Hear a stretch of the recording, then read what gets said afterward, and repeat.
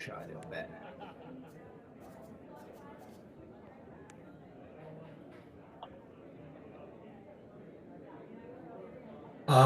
Okay, welcome back, everybody. Last session, we completed the day of challenging, the long-expected, long-awaited day of challenging.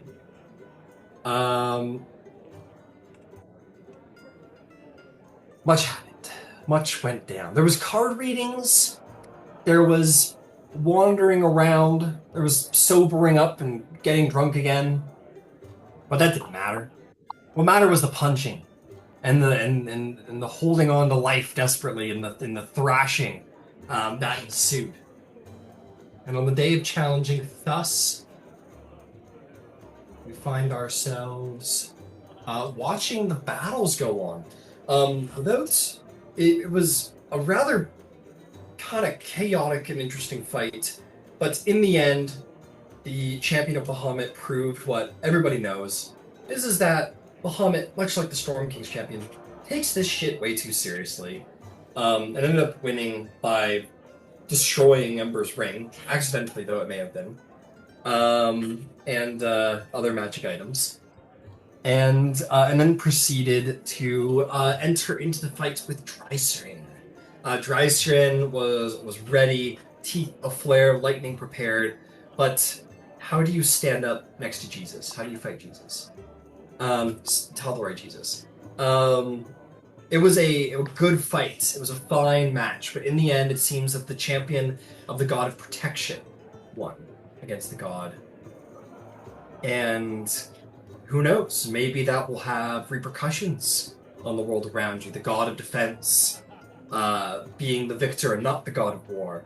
Who's to say? But it was in the end, Finch Andegard succeeded in bringing Hammer down upon Drystrin and ending the fight to the cheers and hurrah and scream of the crowd. The Andegards remain in their winning streak, and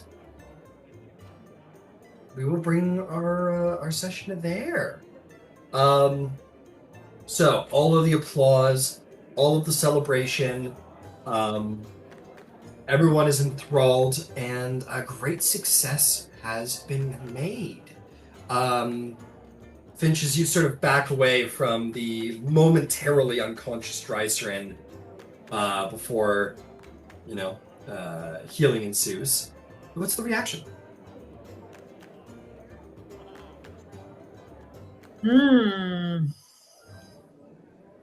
I think Finch would be like I said before, I guess in our last session, like in order for them to just continue forward with all of this, I think they needed to I've probably never seen the Vampire Diaries, but in the Vampire Diaries with vampires, they can choose to turn like their humanity off, like at the flip of a switch. And I feel like that's like what Finch kind of had to do to really help get themselves through it. I don't think that they anticipated having to go up against Ember in the semifinals. And then going up against another team member in the final. So I think they would just be pretty catatonic and out of it, not really processing what's happened, what's going on around them, just kind of disassociated. Perhaps in your oath to the Platinum Dragon, your bond that you've shared with your dragon, maybe you've found recently you've been able to sort of do this, where you sort of quote unquote go catatonic, whether it's you kind of not taking full control of what's happening next, or kind of going on autopilot a little bit. Maybe there's a moment where you kind of find your eyes sort of turning towards Melisaurus, and maybe there's this question of is it really you at the driver's seat all the time, or maybe not entirely a dark passenger. Yeah, maybe not enthralled or dark passenger necessarily, but maybe maybe the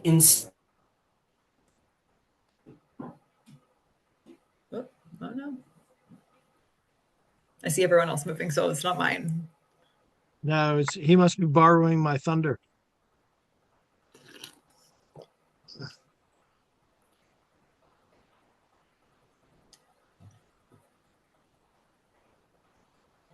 no puppy buddy.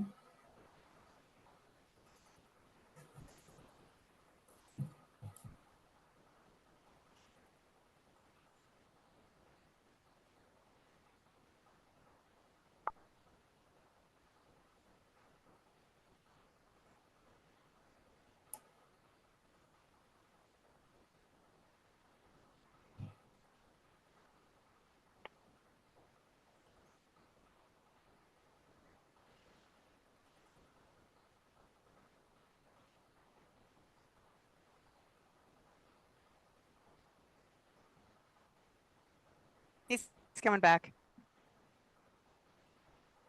Mm-hmm.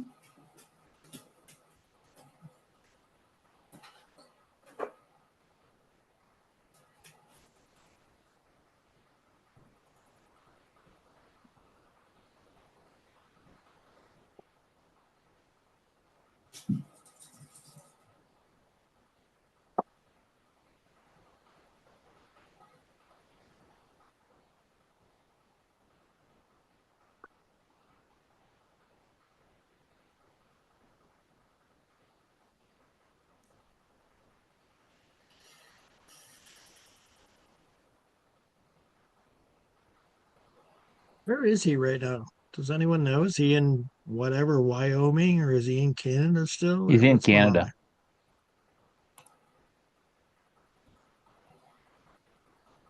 Pain in my ass. Sorry. New computer. If I don't have the fan running, it decides to turn off after like 30 minutes. So that was my bad. Mm. But anyway, back into it. Maybe it's not so much that there's like a dark passenger or something, but perhaps just the instincts of the very noble, sort of protective Finch Andegard kind of find themselves kind of the instinct of the dragon, the sort of ferocity of the dragon, perhaps, is what takes over. And in fairness, the last couple of battles that Finch has fought have been nothing held back, which is how a dragon fights. And maybe as you kind of look up, you kind of maybe are feeling this strange kinship, understanding, sort of feeling, whatever it is. All of it sort of fades away to the roar of the crowd as you look around for maybe the third time today as you've pulverized someone. And the crowd. But they still have their eyes. But A win's a win. You did, and to be very proud of yourself this time around, you didn't destroy one of Drystrand's major magic items or knocked out her eye. So you're getting better at getting better. Period. But nonetheless, thunderous applause breaks out as the heavy rain falls down upon you. A couple of clerics sort of rush the field, but you're just kind of like, what's the reaction of the audience, man? Fucking like Emon, several thousand people are screaming your name in celebration. What's that like? That can't be simple. That can't be a simple thing. I think it's a mixed like opinion, right? Because I feel like it's one of those things where like this is something that they've like fought against or or struggled with like the entirety of their upbringing, and this is like a very like full circle moment because they chose to compete, and now they're like standing like where the dust is settling, and so it's kind of like it's like a sense of like relief, like it's over, like no one is ever going to ask me about this again, like I've done it. I've made you proud. Like I have the title, and we're moving on. And at the same time, I feel like there's the probably like the unexpected sense of like, yeah, pride. It's a competition. You know what I mean? So it's like, oh, am I liking this? Like, do I like this? So a little bit of like dystopian type of like a feeling. Like, no, I thought I didn't think I would like this. Like, I don't like Finch has never been one to like soak up the accolades and their, like some people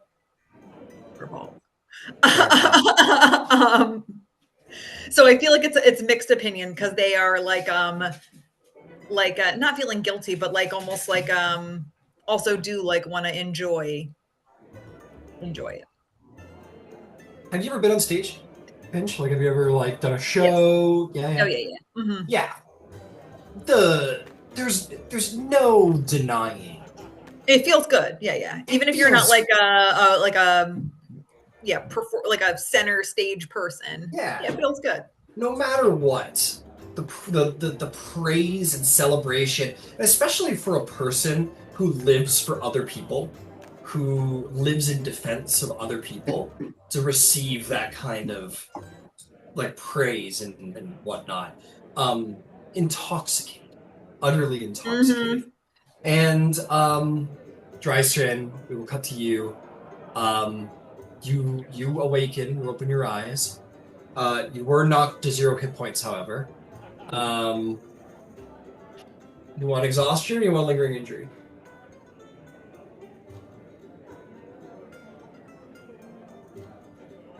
No injury. Let's be fun. Fuck yeah. I believe you were smited, when you were taken down. So I'll leave it to you. Do you want bludgeoning or radiant damage as your lingering injury damage? Bludgeoning. Let's get a cool All right. scar or Roll something. me the d20. happening. Let's see what. There goes your eye. Not me eye. Oh, I did knock out her eye. Shit. 16. It's like a delayed response where it just like is fine for a minute and then it just like Yeah. Yeah, it just it's like, ah! it does something there. It popped out. It popped out. You come away with it, Drystrand, lucky enough to have been severely bruised. You're not concussed, nothing seems to be broken. Perhaps all the training you did, the solidness of your scales has protected you from the worst of it. You suffering from severe bruising over an extended. Finch, where do you think that final blow landed? Ooh. I can roll a dice for it. Yeah, let's do that. I've got that. You got me. I'm staring at my dice now. Now that you guys, got me on it. The dice decides. The dice decided it was her right foot. No, I'm not. No, that's okay. It was a kill. It was a take her down blow. We're getting something better. It was the head. That's what the dice say is Dang. straight to the head.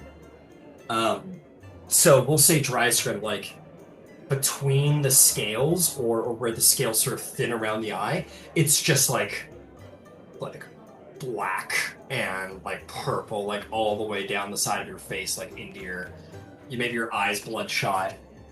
So anytime you suffer bludgeoning or force damage, you suffer an additional point of damage of bludgeoning or force damage, respectively. But as they get you up from 0 and they provide you healing, that bruising will recede. So you are effectively not going to have a lingering injury. So you came away with it. You seem disappointed. You are. I was fully on board with this. To be fair, if you want a proper, not specifically. I'm okay with it being healed. I was just fully on board. This is what you rolled. If you want to roll a d10 instead and go for the more severe ones, I'm not going to stand in your way. No, I think I'm okay. Okay, cool. I don't want to stand in the way of the fun of you being bludgeoned to death. I don't want to stand in the way. Okay.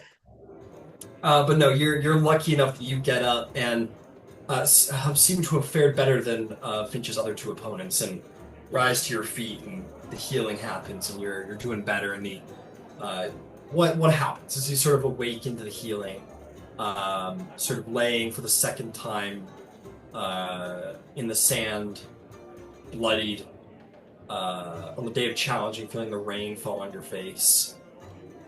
What's going on? Oh, okay.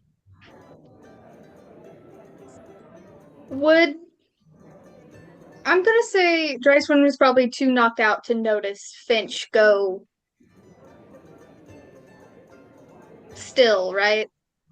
I think I'm because there's nothing you don't like. There's nothing like learning about a person from like the way they fight.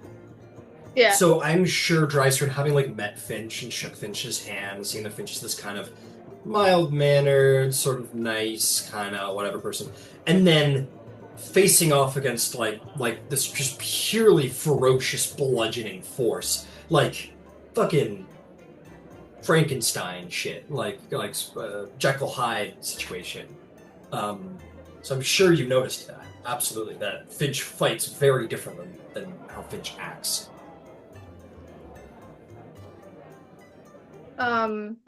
After I've done healing, I'm gonna fully get up, and if they're taking their moment, like, I won't interrupt that.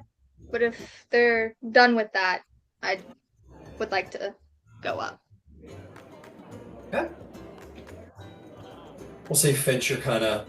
I don't imagine Finch is like not like some people might, but you're such a Finch-like victory, like motion. Yay! Like the Yeah, Mario on the so Mario cool. plane. Yeah. But no, Yeah. you see Finch maybe just kind of like taking in the moment and kind of like looking around at thousands of people. And yeah, you approach.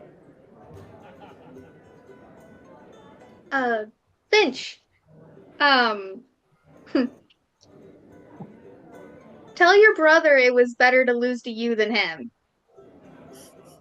And she's gonna walk away back to her locker room. Okay. Do just that. Fair enough. Also, could Dryson try and find the bard again? Because she remembers that he's the one that gave her the detail about who dropped off the amulet. And Yeah. now she wants to know who dropped off the amulet. Absolutely. You go over to find the bard, who I'm feeling like is getting more and more important. I have to officially give him a name. I'm sorry. No, there's nothing to be sorry about. Surprise, oh no, surprise. I made an NPC people are Monty. enjoying. Oh no. I want Monty to keep showing up in obscure roles throughout the rest of this campaign. He's just that one guy from Fallout 4 who's like Yes. the impersonator, and he shows up all over the map.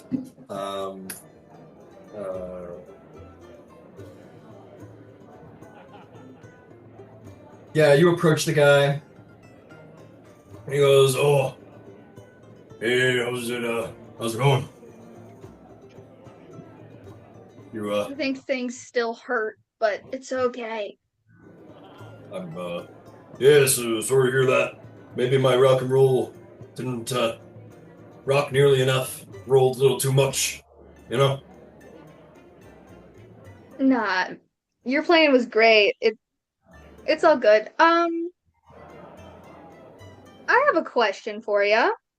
Oh yeah, what can I do for you? Oh, That amulet you gave me. hmm. You said it was dropped off by someone in like armor, yeah? Oh yeah, real shiny plate armor. Do you know anything else about their looks or their name? Well, it was a lady knight. I didn't give a name. Had let's see, red hair, dark skin. A little weird now that I think of it. Maybe it was like a wig situation. I don't know. And had a spear and big fucking sword. Yeah, giant sword across their back. It was crazy. And just came up, handed it to me, told me to put it in your hands. Cool. Yeah. Thank you. It was like middle-aged lady. Yeah. Above table, do I know who this is? Or am I gonna have to spend time trying to find out who this is? You don't know who that is. Okay. Dark skin, red hair, middle-aged, shiny plate armor knight with a big sword and spear. You don't know who that is. Yeah, didn't think so. All right. Doesn't sound like anyone you met.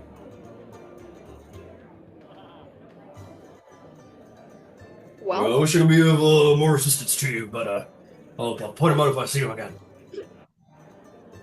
No, it's okay. Yeah, I just don't think I've ever met him, so this is weird. I'm sure things must be I feeling pretty weird after in a little bonk on the noggin like that. Yeah, yeah. A lot of things are weird right now. Yeah. Definitely. I gotta go find a hobgoblin.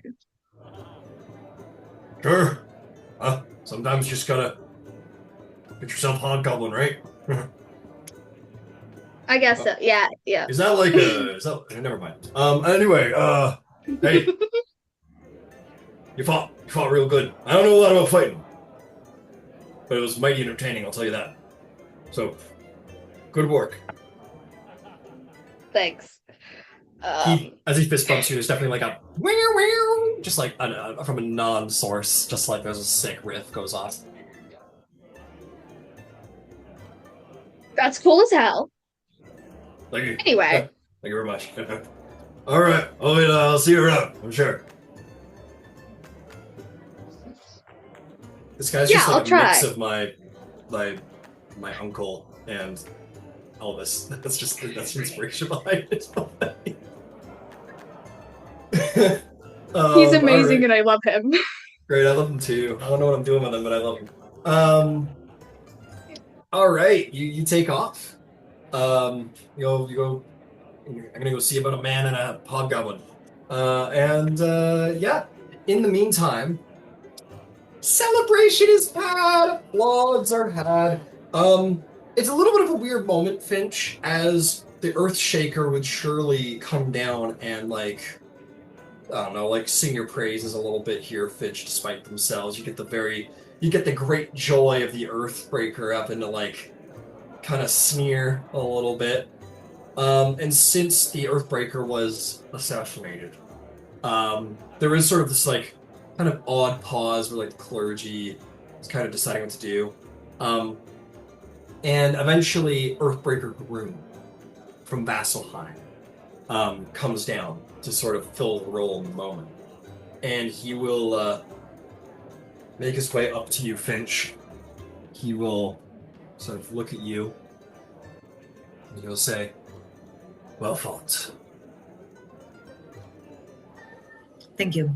I appreciate it.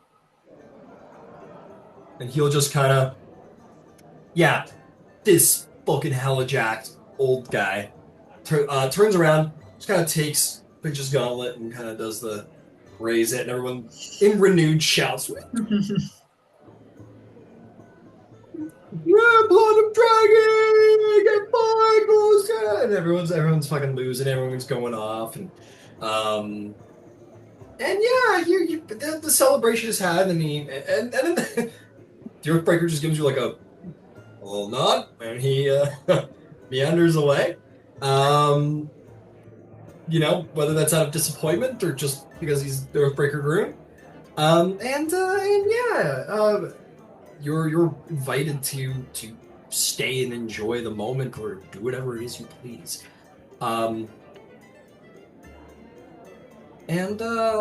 Yeah. And eventually you find your way off the field. The various Platinum Dragon clerics and other warriors and whoever else that may be sort of in the undercroft awaiting you sort of, yeah, sort of like as you walk in, kind of, whoop, and then your victory is their victory, and they pat you on the shoulder and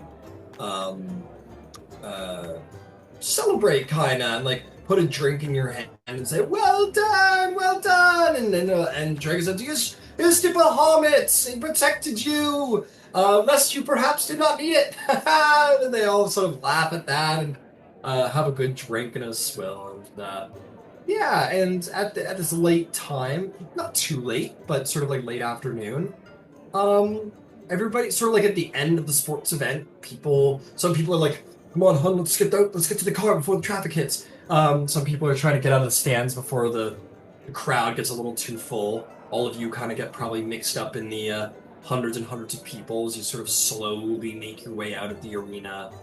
And by the time you guys fully get out, I'm sure that my challengers get out as well, as there would have been ample time to kind of sit back with your wounds, chill out, take a minute, and then arrive out to renewed celebrations from everybody outside. Finch, your fame has only grown. And tell me what happens there, Lord. What's going on next? What's everybody doing?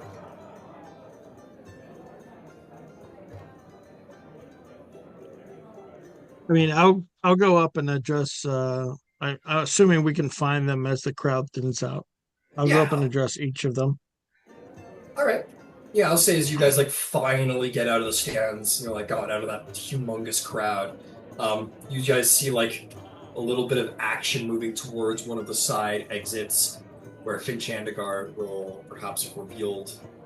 Drysford was coming out first. We'll say Drysford gets out there first. So, there are some Stormlord people who come over. Drysford people. Some people, more of the intense followers sort of come over and pat you on the shoulders and say like, good fight, well done. And maybe you hear them better than you did last year, where they're like, lost the battle, but the war still to come, huh? And they kind of, they're not like as boo-hoo about it as they could be, right?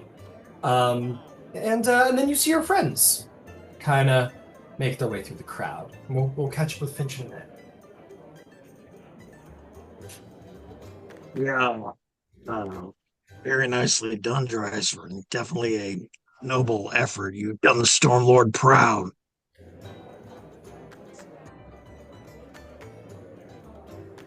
To be fair, just entering the competition, I probably made him proud. But Yeah. Absolutely. Finch is a difficult opponent to face for sure, and that takes a certain amount of foxy.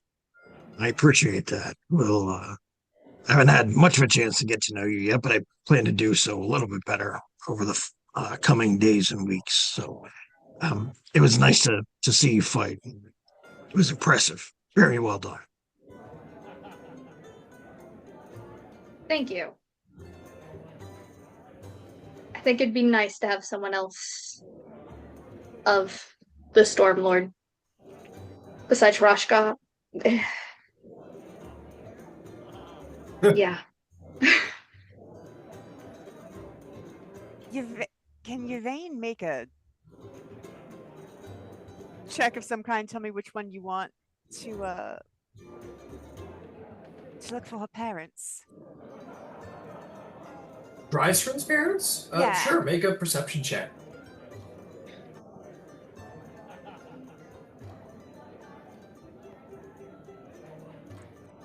Well, that was a nat 20. I didn't necessarily need a nat All right, 20 on a nat 20, right then. it is a dense crowd. It is Yeah. a 29 total. You see them.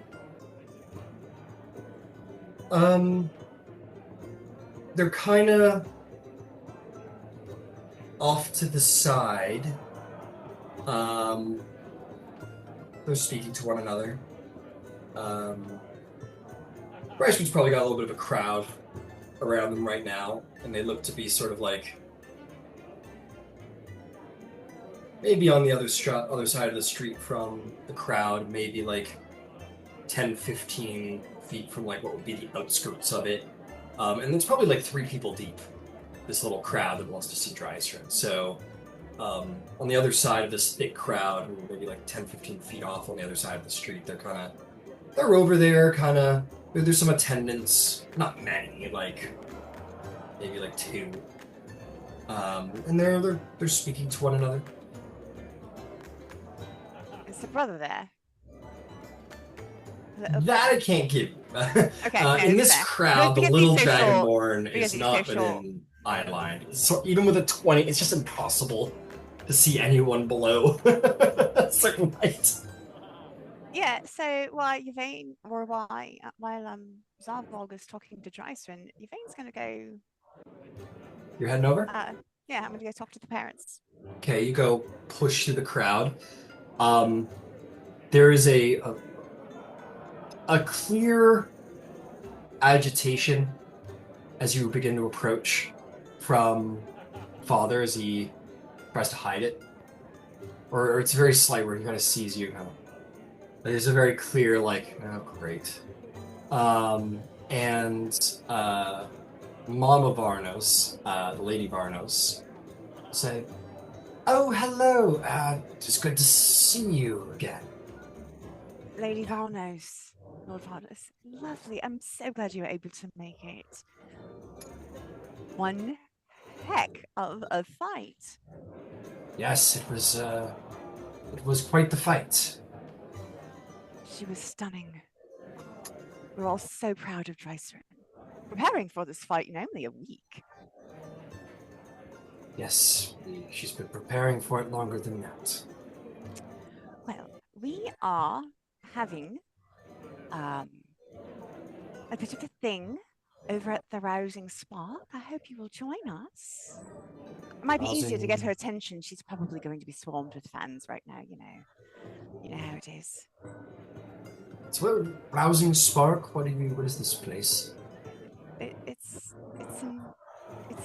Well, Ember, who also competed and is one of the concordant, his mother owns the establishment. It is an amazing eatery.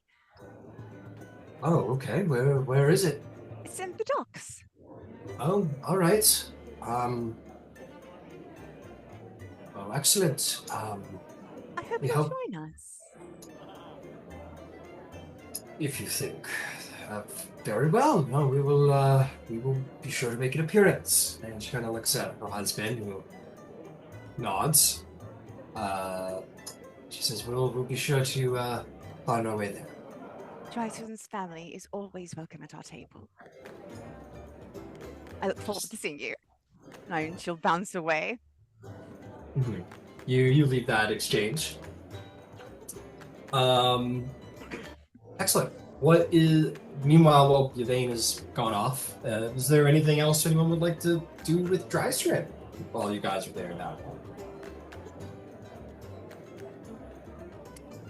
Well, I'll tell you what, Drystrip. You did mention wanting to.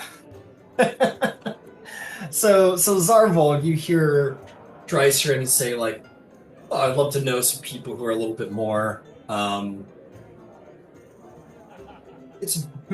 thinking to myself how best to go about this. So, Dreiser, you've hung around the Gods Brawl a bunch, right? Yeah, like obviously. And Zarvol, you have as well. So I'm going to say there are 3 characters that you will recognize who are like pretty big names around the arena, like pretty popular faces around the arena. And I'll post their handouts here in the chat so you can see them. Well, actually, 2 of them are popular. One, Zarvol would know that you don't. But I would say, Dreiser, you probably know the other 2 a little better than Zarvol, but he does not. The first one is Ragnar Stormcall.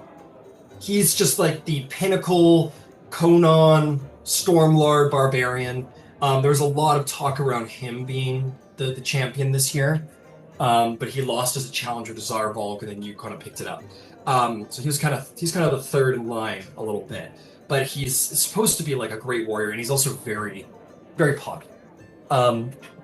And he, very boisterous barbarian. He will, you see him there, and he has words for you too. He'll say, "That was a good fight. I was, man, fucking paladins, fucking Bahamut, fucking bullshit is what it is. But you lose the battle, you get up, you win the war. We'll get him next year." Exactly. Yeah, that. Exactly. And with him would be Ira Stormborn. Now, Ira, is basically like the surrogate daughter of Thunderfist. And she's like a storm cleric. She was like born during like a great storm. And she smiles to you and she says, "It was a great fight. It was a really good fight. Really You did bring the thunder. And Ragnar's like, yeah, he loves that she said that. And she kind of rolls her eyes a little bit. She goes, no, but it was some good fighting there, good technique. You threw some punches. It was pretty impressive. Thank you.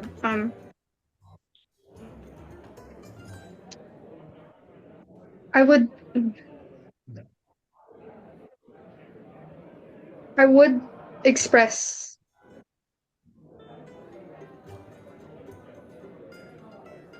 it is a shame that he is gone, but I don't think you need that pity. No, and I don't think he would have approved of it either. I know you, well, everyone thought a lot about it. It's gonna be some big shoes to fill for whoever's gonna be the new Earthbreaker. Literally, he was fucking huge. Yeah. I'm a full dragonborn. There's not very many people taller than me. I've seen maybe one Goliath larger than me, and that's saying something. Yeah. And she gives you a little smile. The one person you see in the crowd, Zarvolk, which drives from you being aware of, would have been one of the contenders that you'd be to become the challenger in your time. You see the paladin Kalen Thundershout, who made his contention as well, but he seems to just be quite a little less boisterous, just kind of on the fringes. Yeah, he's around. Maybe he sees you through the crowd, gives you a nod. And you don't know if he's a permanent fixture or whatnot, but he's around. And these are three pretty large names. Dreiser, you would know him by reputation, Sir Kalen Thundershout. He's like a traveling, questing paladin. He's not one to stay in one place for too long, but he has been seen around the Gods Brawling a couple times. So those three would be big names. There are definitely other people amongst the clergy and the warriors, but these three are kind of the big kahunas around here a little bit. Yeah, in case you were curious. Fantastic. It's at this time that the crowd begins to sort of move in interest, perhaps towards the other side of the gods, where like a great tide, as Finch Andegard shows their face in the public eye, and many a follower of the Platinum Dragon tide over to scream and holler and shout and celebrate the great victors, made the name of Bahamut strong. This is the third year in a row that the Bahamut has won, and everybody is whooping and hollering. Many are quite bold in their assumptions of the greatness of Bahamut, thanks to you, Finch. And yeah, you're showered with promise and enthusiasm, and fans and excitement. Perhaps you thought that all of the fanfare would end once you were done with the Gods Brawl battle, but maybe reality is beginning to sink in that this has only grown your legend. Yeah, it was maybe like They're just like, fuck. Yeah, as you look around at like the 5 to 6 people thick crowd around you, you're like, oh, maybe not. So I feel like at some point we have to document what all of Finch's titles are, right? Oh, I know them. Don't worry, I know them. Supreme Champion and High Paladin, Finch Andegard of the this. Supreme Champion of the Day of Challenging, Platinum Knight, Hierophant of the Temple of Amon of the Platinum Dragon. There's probably one in there about like Asamar of Bahamut, Finch Andegard, Dragon Rider. Finch. Just Finch. They're probably going to give you a new name eventually that's a little less humble. A little more Romulus or something. Like when you go through, what is it, like when you're Catholic and then you get like your, like, you know. You need your Pope name. Yeah. That's oh, right. yes, my Pope name. Yeah. Yeah, high scale bearer Cord is like, fuck off. It's my time. You're not high scale bearer. Fuck you. You are growing. Fight me. Let's go. Incredible. Amazing. With that, you may sift through the crowd. Maybe Finch, you get air grabbed out of there, sort of Dark Knight style by Melisaris, who catches you in the clutch of her claw and flies you out of the fanfare, which is only going to grow the excitement about you, but you will at least for the moment be able to escape the crowds. Yeah, whatever you guys want to do is what's going to happen this session. This one, I'm following your lead a little bit. There will be, now that the fanfare and the day of challenging will be over, there will certainly be back to the task of, saving the world.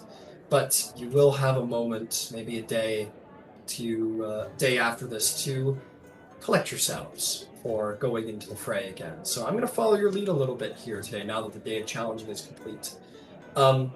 There's one thing I will put forward before I fully hand it off, though.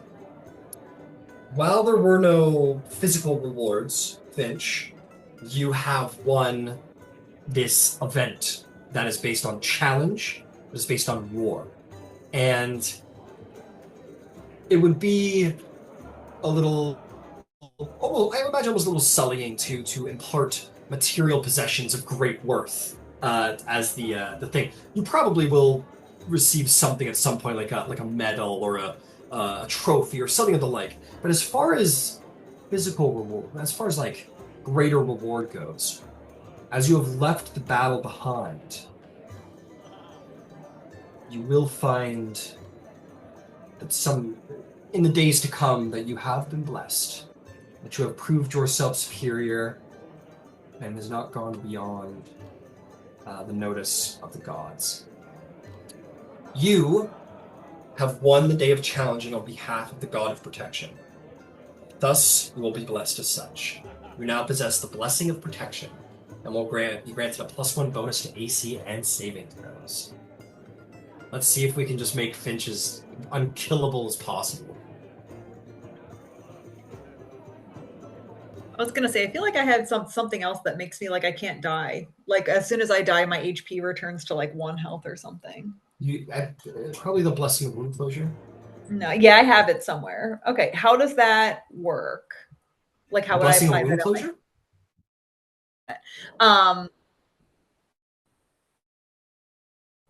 How the I can make a feat for you if that's easier for you, but you can also go. I'll make a feat for you. I'll make you a feat. It's already a feat.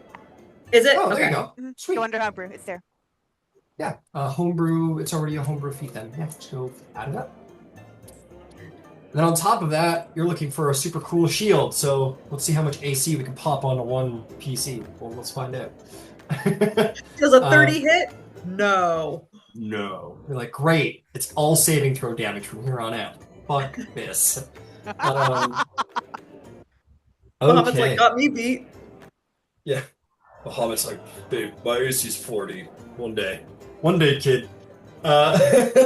Keep trying. Keep trying. One day. All right. So, Finch takes off. The party has escaped the fanfare of the Temple Districts, perhaps.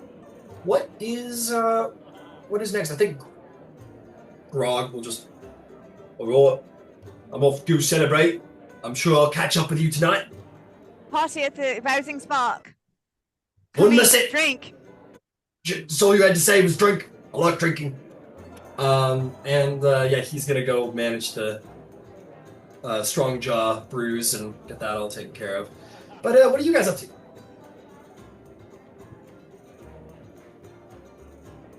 Yvain will say, I would like to gather everyone together at the Bastion before we go to bed. That's all. And there's going to be, I should probably go tell Miss Emma there's going to be a party at the Rousing Spark. Yeah. Oh, Tracer and I invited your parents. They're over there scowling. Oh, We're going to kill them with kindness, dear. We're going to kill them with kindness. And then I'm going to cover their home with jungle flora. Sounds fun.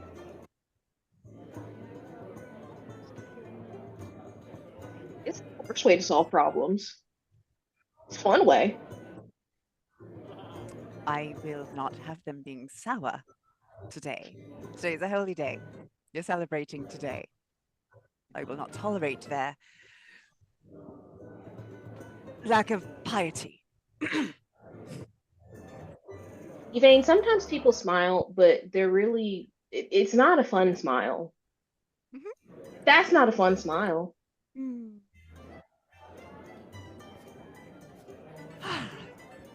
Hopefully, they will experience a warm welcome and see how much she is very loved and appreciated, and take that into account.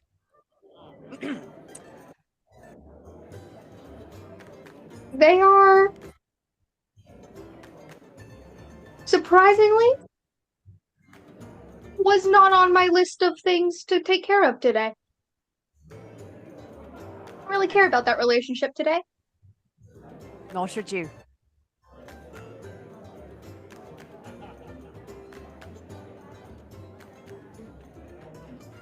Does anybody think they would know where Rashgra is by chance?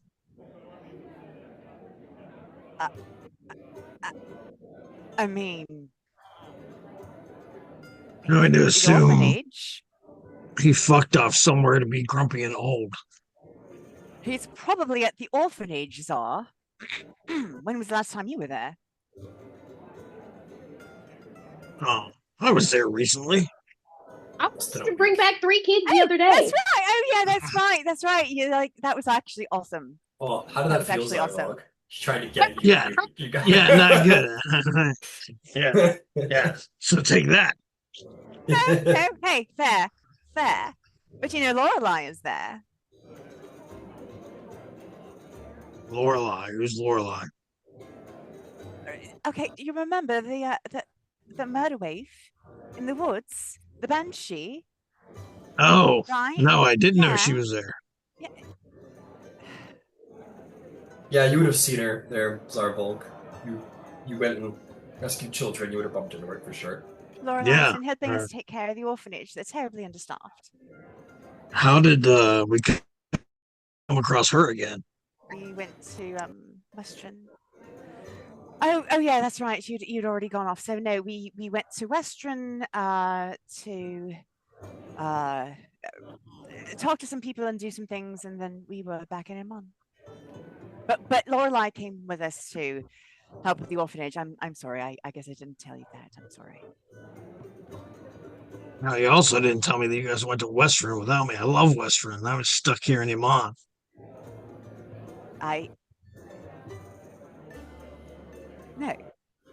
No, I suppose we didn't tell you. Hmm.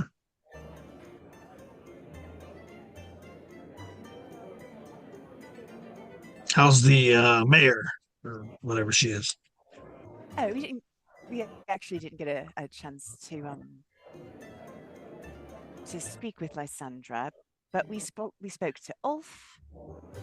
Ulf, I like Ulf. Oh, I know, he's awesome. We went to quite a few places actually. I've been twice. Oh, well. I'm glad everybody got a chance to go. The new folks as well. Mm-hmm. You know, if you want to go, all you have to do is ask.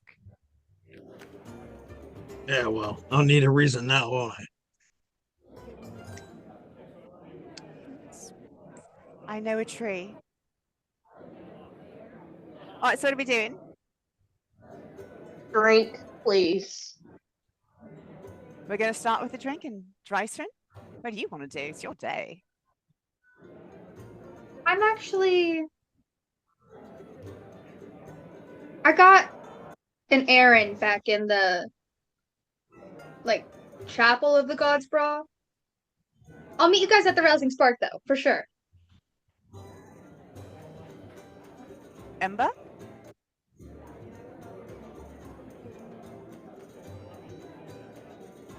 Ember has been entirely unavailable. Entirely unavailable. Like we haven't seen him at all. Have not seen him.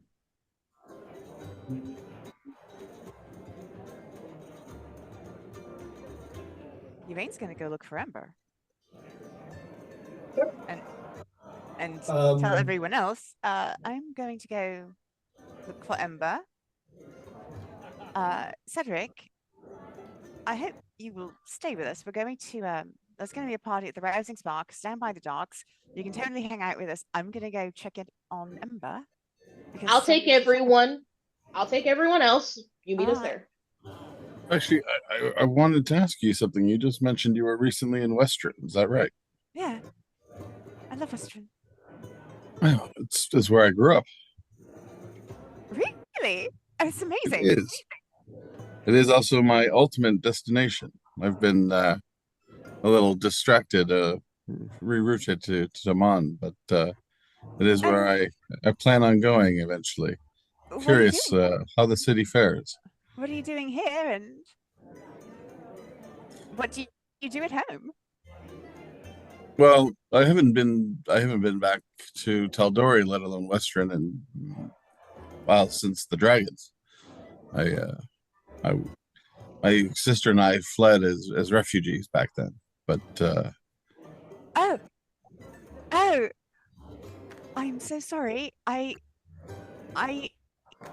forget that sometimes individuals look like they're my age, but are somewhat older. So, all right, do you remember back then? yes, gnomes have a longer lifespan. I know. I'm sort of dingy sometimes. Anyway, where did you go? Across the sea for many years, but as I said, it's sorry. Did you go to Isilra or Wildmount? Wildmount. Oh, how wonderful! Yeah, I want to hear all about it. A good time, but my sister, we grew a little estranged over the years, and it seems in my absence she longed for home and returned. So ultimately, I'm looking to find her, but like I said, I have not been back there in some time. When I last saw it, it was ruins almost. I heard the name and made me think of her and made me think of those days, and just wanted to hear good news of what it's like now. So listen, I need to gather everyone to do something, but if you will join us, I can take you there tonight. Oh. Sounds like that sounds wonderful. To go, so if anyone wants to pop over to Western, we can leave tonight or tomorrow and can have us back here the next day. All right. I'm going to go check on Ember. You guys can go have some fun. Darvog nudges him gracelessly and shows his little pin, of which he's very, very proud. You know, we're officially defenders of Western. Really? Right, we are. Yeah, the small group of us here, yeah. That sounds like a tale I'd like to hear someday, or even tonight. Well, it seems we have a little time on our hands now. We'll conquer it at the Spark. I did have one stop I wanted to make. During the festivities, I couldn't help but hear an advertisement for a shop. I believe it was called Gilmore's. We know it well.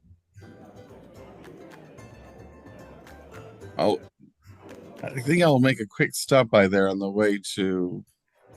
What was the name of the tavern you mentioned? Rousing Spark. Rising Spark. Ember's mom owns the place, I'm pretty sure. Huh. Well, I will make haste and meet you there.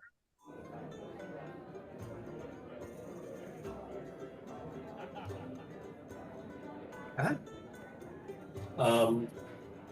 Ember, are you still in the Undercroft? Yeah, Yeah, I've got 2 hours worth of casting I have to do. understood. I'm sorry to say, Yvain, as you go to like the Undercroft, there like would be trying to insist to get in. Like there would be like Stormlord people who are like, no, sorry, no entrance unless you're part of the entourage of the champion or one of the challengers. I am in the entourage of one of the challengers. You're not on the list. We've got Fiona Balmhand and two other individuals who are Changebringer followers. The day's almost over. I'm sure they'll be out in due time.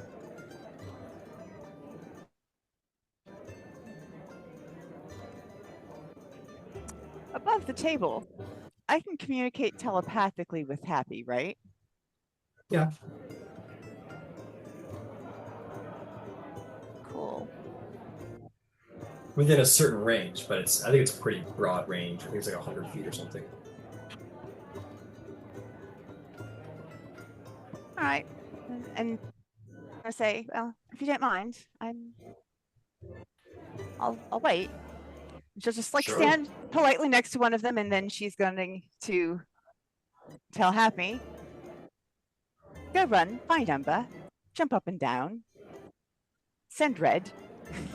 Okay, Happy runs over to the closed door where the two Closed? guards are. Yeah, of course. They're not just leaving the doors open. They're like, no. So yeah, the doors are closed. Okay, well then never mind. She'll just wait. Okay. Okay, cool. You wait. As surely tons of people want to get into the Undercroft. They're giving the challengers their space to be prepared to leave when they're ready.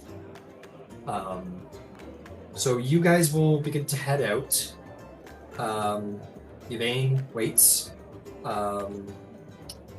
Finch, where are you heading? I'm sure you would know that people are probably heading in that direction if you wanted to go there. Yeah, let's do that. Okay, so you make flight for the port. And then Ember, let's check in with you, my friend. You're in the Undercroft. You have probably been given space as you've asked for it from the owner. This checks in every now and then if you need anything. What are you up to? Well, the orders of priority is that there is a hour-long ritual that will reconstitute the ring.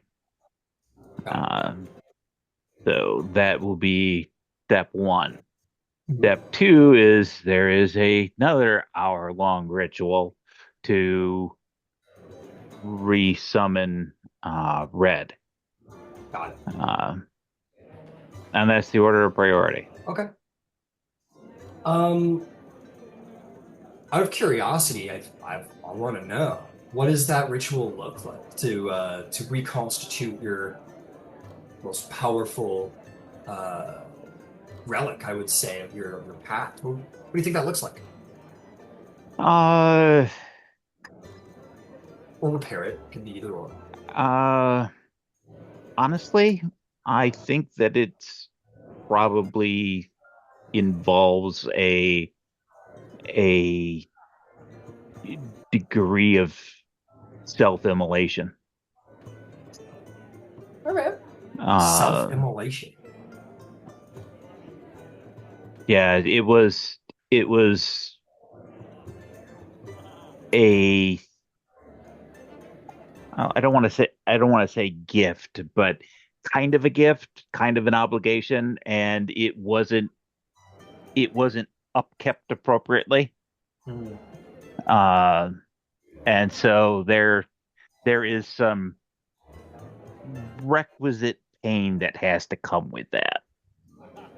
And given the elemental nature of the font, it makes sense that it should be there.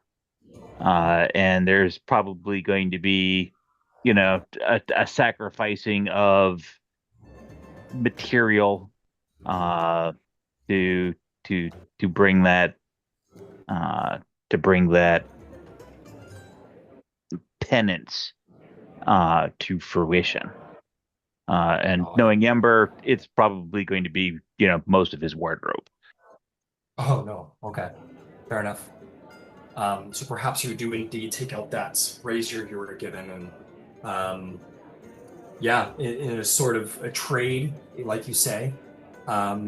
Unfortunately, that wardrobe is put forth. Maybe the ring is put in the fire, and it is from the fire that will be repaired as it is fueled by these sacrifices, these gifts. Almost, it has a sort of perhaps primeval religious sacrament to it. It's not religious, but there's something certainly similar about that, isn't there? And you put that forth, and after an hour of that burning and it sort of being held in that flame, perhaps there's because you've never done this before, Ember, I don't believe. No. And perhaps there is a relief that comes over you that when the fire finally burns out after that hour, you will see that the ring seems to be repaired of its cracks and dents and breaks. As you take it, you feel that warlock power within you is not abated, and it works once more, and you're like, okay, cool, like, I'm good, I still got everything, everything's as it should be. And then perhaps have a little bit more of a less stressful following up ritual with the brazier and the fire, and bring forth the spirit of red once more to your side.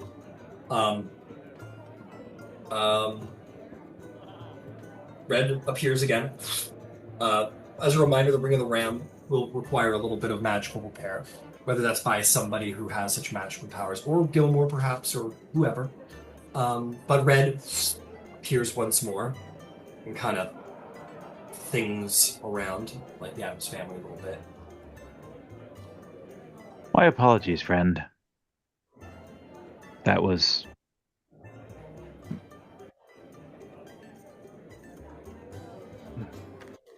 It was. Makes like a gesture, like, fair enough.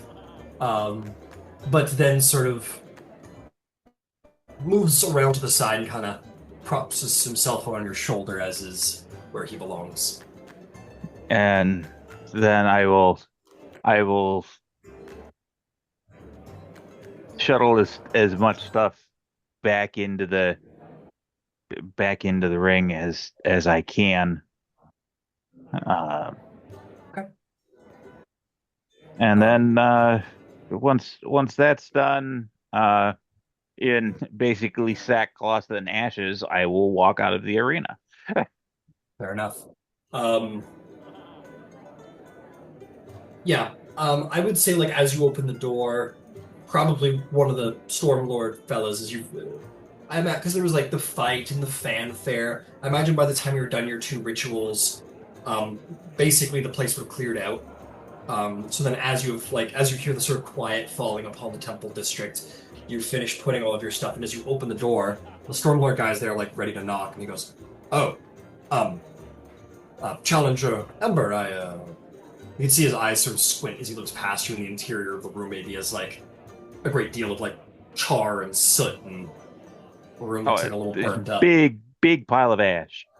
Yeah, he doesn't seem disconcerted by that. You get the sense that maybe a lot of aggression in this place is taken out on the furniture. So he's like, maybe there's almost like a look of like, yeah, fair. And he looks at you and says, there's this, sorry, we didn't know if you were needing more time. There's this half-elf that's been waiting for you for the last hour. Just thought I'd check in. I am done with what needed to be done. I appreciate your time and location. Fair enough. Just gonna head back then. And if you follow him, and you do wait for like an hour. You're like standing there for an hour, and eventually the doors open and Ember reappears. I don't know if you guys in the stands would have had the nuance of knowing that the ring was destroyed, because it's this big, and you're in the stands hundreds of feet that way. So I don't know if anyone would have any idea what Ember's been doing all this time. But Ember does come out, and as you said, Ember, maybe not in his usual excellent attire. Literally sackcloth and ashes. Ugh. Yeah, not looking good. And Yvain takes her cloak off and puts it over his shoulders. We'll get it dirty. It'll be fine. That is what prestidigitation is for. It's still chilly out.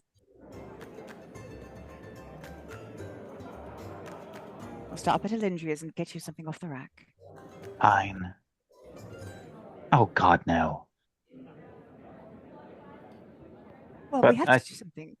I gotta get some proper clothes, and then I gotta go to Gilmore's. That's why I said Alindria's for the clothes. Yes, absolutely. We'll go there next. I have coin with me if you need. Are you?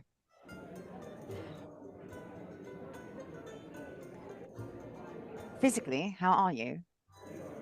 I've been better. All right, I'm gonna throw a heal on you. Oh no, it will just let no, it be. That shit went off so fast. Like as soon as you said I've been better, you got tagged. Yeah. And it is true, during that 2 hours of ritual, I don't think that would have been valid short rest activity. Absolutely not. So that short rest would so you would have still been damaged, and yes, this healing falls upon Ember, and yeah. Okay, let me find my cure wounds. Here we go. That is almost correct. I need to roll a d4. Come here. Where are you, fucker? Actually, what is the maximum heal that you can do? The maximum dice total. The maximum dice total that I can do, with like my whatever you're casting, what is the maximum total? The maximum total would be, come here, where are you? 12d8 plus 5 plus a d4. 12 die 8 is 80, 96. Yeah, so Ember goes from, on a scale of 1 to 98, goes from an 8 to 98. Just like that. If your modifier is a +5, it's 101 hit points total. What'd you cast? I cast a cure wounds at 4th level. Is what I did. You sure pumped up the ability of your pretty fucking intensely, I guess. I don't. That was I think that was an Ember thing, which is way cool. But like Yvain's like, all right, it's cool. Yeah, 2d8 for every level. The last invocation that Ember took was I gotta get the name of it in front of me. Give me 1 second. Gift of the Ever-Living Ones. When I regain hit points and my familiar is within 100 feet of me, I get the maximum. Period. That's it. Incredible. All the dice are 12s. Yeah, it's I think this is the first time you've applied this ever? Yes, it is. Maybe it's strange as Red's come back. He's like this fiery hand. His appearance perhaps is a little different. Maybe there's something a little like under the like he's been like this sort of like deep red fire, right, this whole time. Maybe much like a campfire, like the base of it is like yellow, like getting white hot almost. Similarly, maybe like at the base of the flame of Red's hand, there's that sort of maybe a sprinkle of yellow tinge now. And maybe you had thought that's like, oh, his heat's getting hotter, he's getting stronger as I'm getting stronger. That's great. But maybe in that ever living one, like you said, there's something gold and gradient. Like maybe your divine self is sort of bleeding into the pact a little bit. And you feel a little maybe the pact power is a little divine in this moment, and you're pretty sure it's you. And just an asterisk.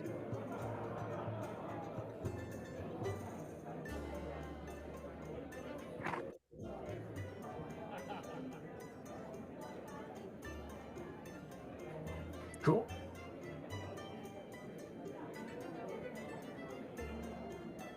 All right. That's a lot better. Thank you, Yvain.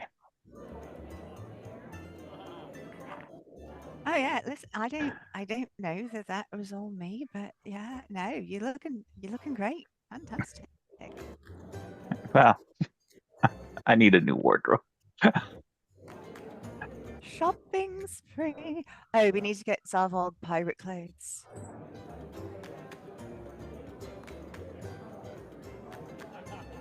Or something on the ship anyway. Is that where you guys want to head to? Yeah. He's wearing nothing but my cloak and burnt rags. Yeah, fair enough. You guys head to the Abadara Promenade.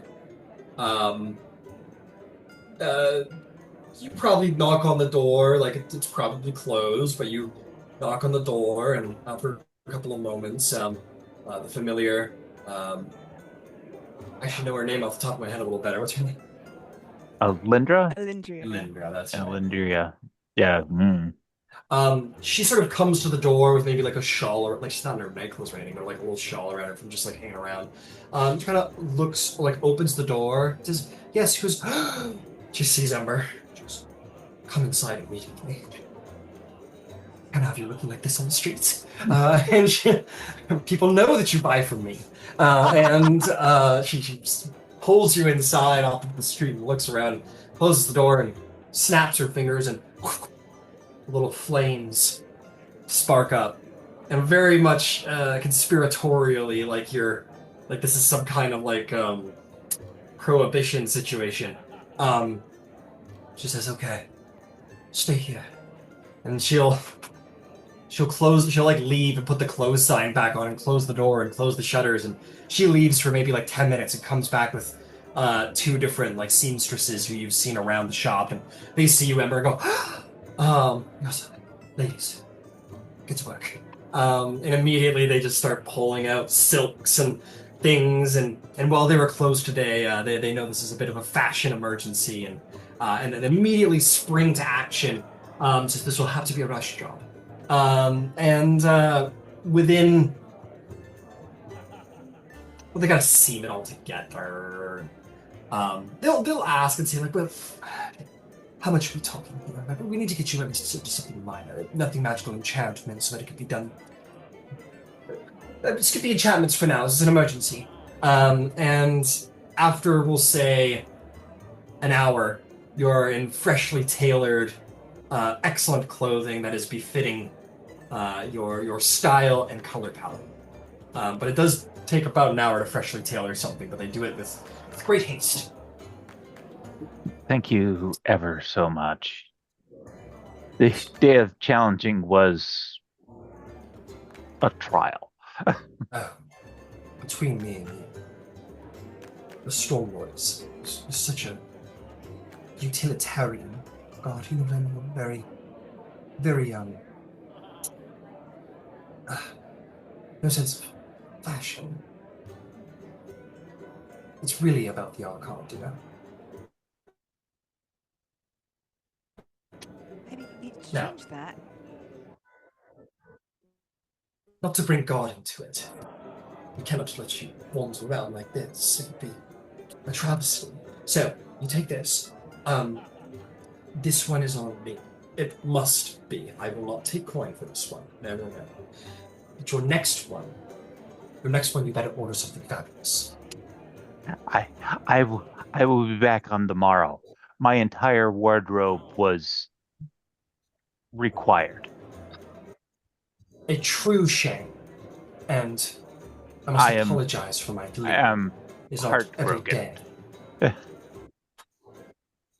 You must be, but there is a silver lining, darling. That just means that you get a whole new one. That's very true. And she looks over at you, Yvain, and says, as for you, you're in trouble as well. You asked for a whole wardrobe, and I have seen nor hide nor hair of you around here. How am I supposed to make you a full wardrobe of clothes if you do not come and visit? I will be here tomorrow. And I will bring both the hobgoblin, because he needs new clothes, and also I will bring the champion of court. If you find the champion of court utilitarian, then I think you should fix it. Apology accepted. And she smiles at you with a little wink and says, yes, bring all of your people and bring your corn and allow me to make you all fabulous.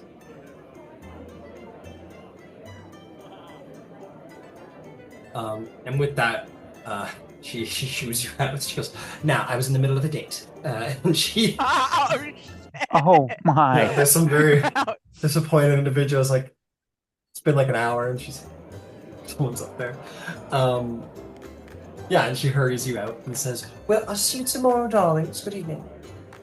And we'll put the close sign back on, and the two weavers will be like, okay, bye, and then we'll head home. All right. With that, let us go down to the port.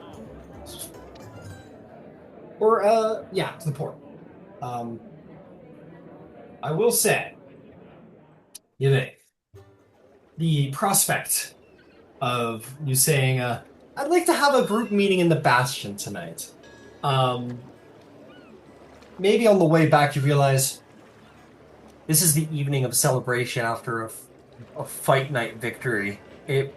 I applaud your ambition.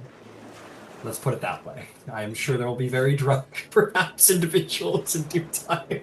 Maybe And the I don't day know. after. I just before we get on the ship, it's all.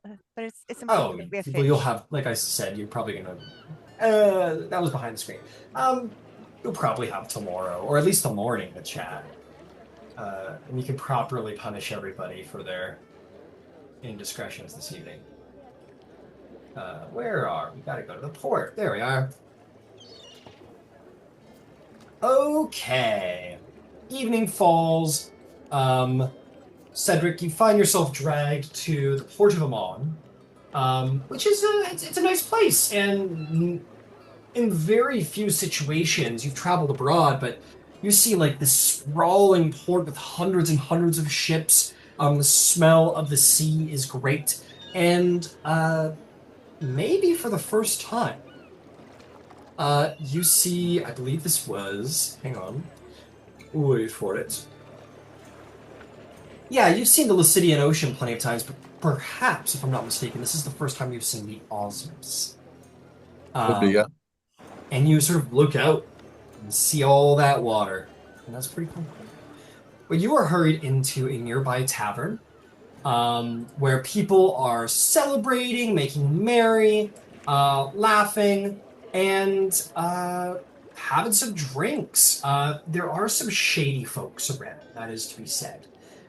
There are some people who are like standing outside the door, sort of bouncery, who are looking like kind of thuggish, you know, give like a little nod to some people in your group. And you walk in to see mercenary mages out of work. You see sailors, tons of sailors. You see plenty of people who are out at the bar after the game kind of thing. Yeah. And there's a lovely young Fire Genasi working behind the bar, Ember's sister probably, or some cousin or something. And, everyone's having a good time and celebrating. As you walk in, various drinks are held in the air as Drystrand enters. Hey, welcome, Challenger, the Stormlord. And drinks are bought very quickly for you, Drystrom, you will be drinking for free this evening by the various people around the bar. I'm gonna start secretly handing some of them to Kiro. You can certainly do that. You can certainly start handing them off. But nonetheless, the drinks keep coming, and this woman is like, this one's from that gentleman in the back corner who's like, what the Stormlord? And because even if they were like Bahamut, like today was like it was a champion, it was a challenge, and everybody liked the challenge and courted the god of the challenge. So everyone's venerating the Stormlord and buying you a drink. It's almost a way of like celebrating the Stormlord. But yeah, you guys grab a table and enjoy some brews. What's the plan? Amber and Yvain will not be here for some time. No, it's not Elminster. It's just the mini that I happen to have used for Elminster in a different campaign. It's I! The Wizard of Shadowdale! Wrong setting, sorry. Old stanky leg. Old stank leg! And he goes, oh, wrong campaign. And he will teleport away. Nothing a little plane shift can't fix. Alright. What are we doing, folks? Kira will slide every third drink that Drystrom slides her way. She'll slide every third one back and be like, "You're drinking tonight, at least a little."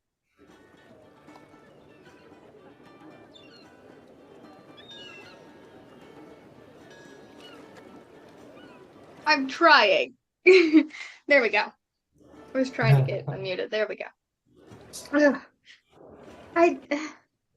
Okay, but like I can only have like a few. That's not true. Why? Would you be responsible tonight? You have had an angry hobgoblin riding your behind all week. You have endured more punches in an afternoon that I've taken in a lifetime, and that's saying something. You have the rest of tomorrow and beyond to feel however you're going to feel. Tonight you drink. Like, what if something happens? Then we'll all be here anyway. Just... Okay. Take one night off. Tomorrow you can worry about the world and everything else that goes in it. Don't feel like that's true for a certain amount of us. We've witnessed some things. Also, you get to watch Yvain go toe-to-toe with your parents. You're going to want to drink. Fine.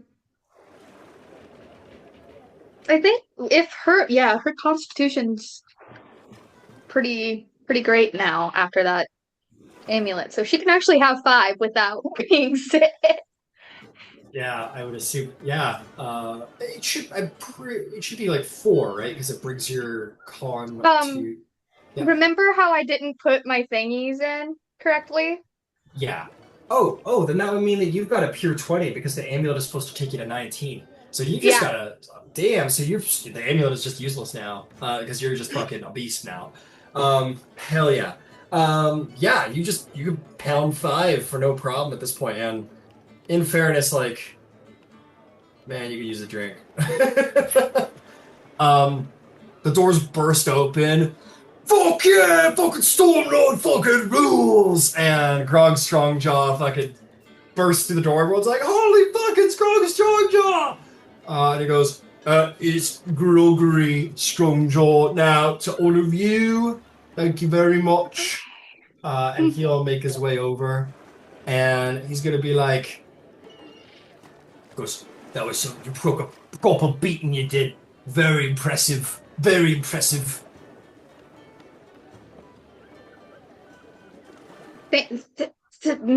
Thank you. Oh no, they broke your voice, did they? Something like that. Well, I found the best cure to a broken jaw. There's more drinking! And he'll, like, We will take your finest cask of ale, please. And they bring in Grog, just like distributes coin in the direction of the bar. And a keg is placed on the table. Grog will happily drink about half of it and distribute the rest of it. Goes one for me, one for the table, and we'll slide it sort of down Grisford's direction. Or whoever else has not a drink in their hand. He will not accept someone not having a drink in their hand. Drink the fucking ale.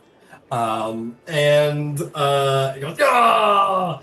And yeah, you guys have some brews. At which point there's a boom.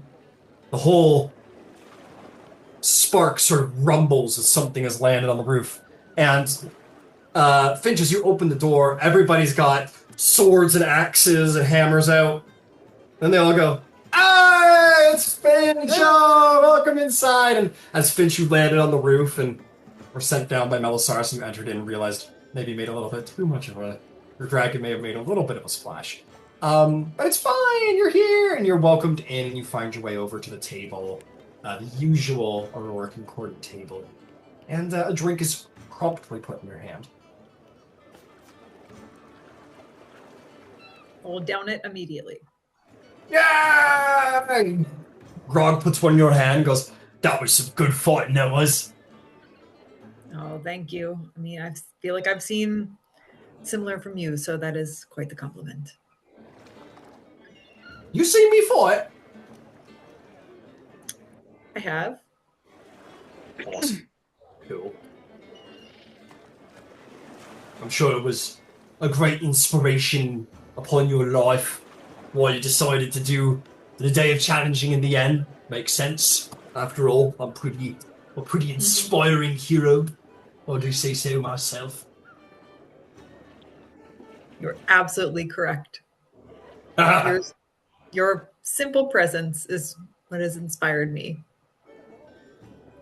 You're calling me simple? Aren't you? Yeah, I'm a little simple. I know he chances you. He'll take another drink. And you guys have some brews. Yeah, I would. Zervo will extend his arm and do like the forearm shake with Finch. Yeah. Very nicely done. Very impressive. And then he kind of smirks a little bit above his one tusk, and he says, "Turns out there's a bit of a savage in the savior after all, huh?" Funny coming from you. Let me see your betting slip. Bet you wouldn't even show up, to be honest with you. Yeah, he betted money that you wouldn't even show up. Oh. Well. To be fair, you did make it sound very iffy for a long time. Fair. That's fair. Okay. Well, at least coming from you, it's expected. Did you see the way you hit that guy in the head so hard his fucking eye popped out? I did. That was an accident. Oh, I feel really badly about it, actually. Oh, it was incredible. I remember the first time I made someone's eye pop out. Mind you, I was using an axe. I was 8 years old. 8? No, yeah, that's about right, I think. So the lore tells us. Sure, 8. 8's like small years, right? Yeah, something like that. And you feel bad about it. Well, at least you still have two good eyes to cry about it with, unlike some people. Oh! That's rude. But I've already had a drink, so I'll laugh at that.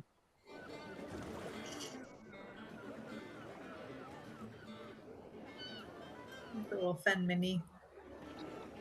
A little drinking happens. A little time passes, perhaps. Small talk and banter and jibs. And let's have everybody currently at the Spark make a con save.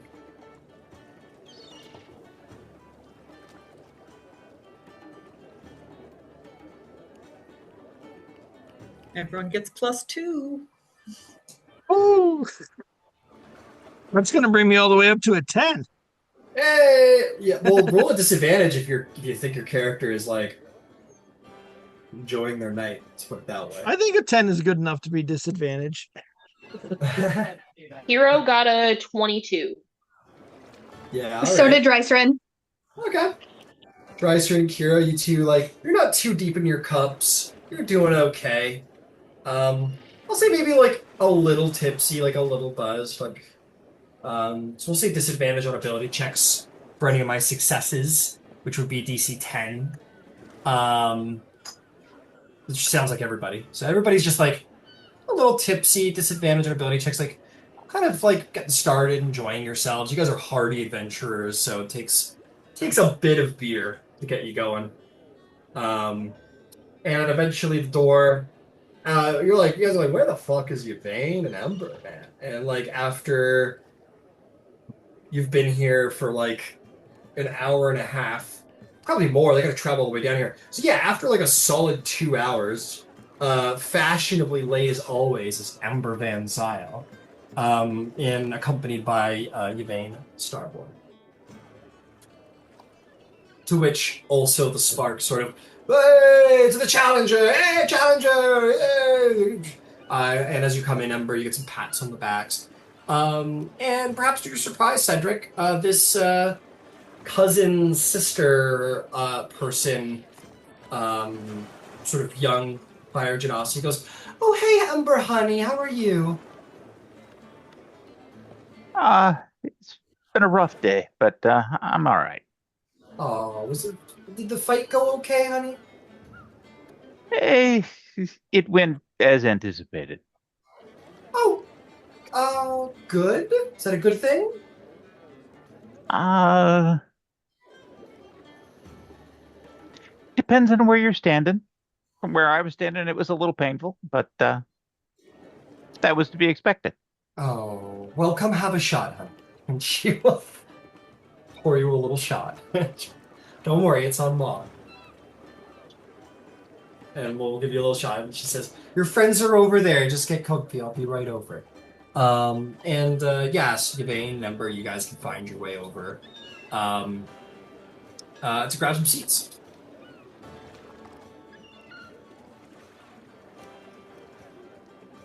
Gonna do a quick check to see who all is here. Like, is Bev here? Is there anyone from the is there any of our friends here, or are they all doing other things? Make a perception check if you want to look around.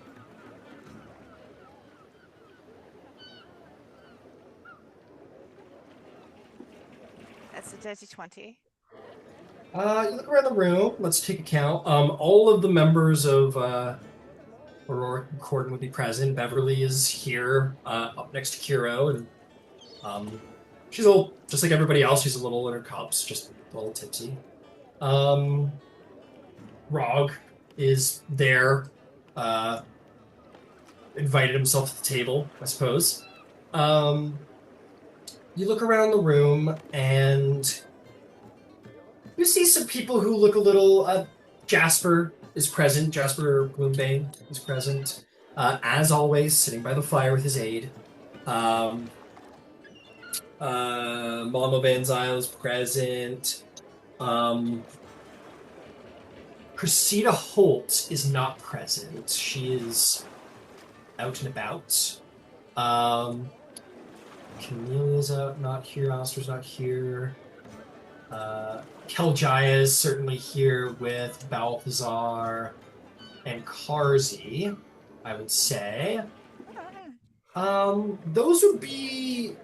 I would say maybe you see a couple of employees from around your bastion might be present. Not all of them, but maybe like... Okay, yeah, it's couple...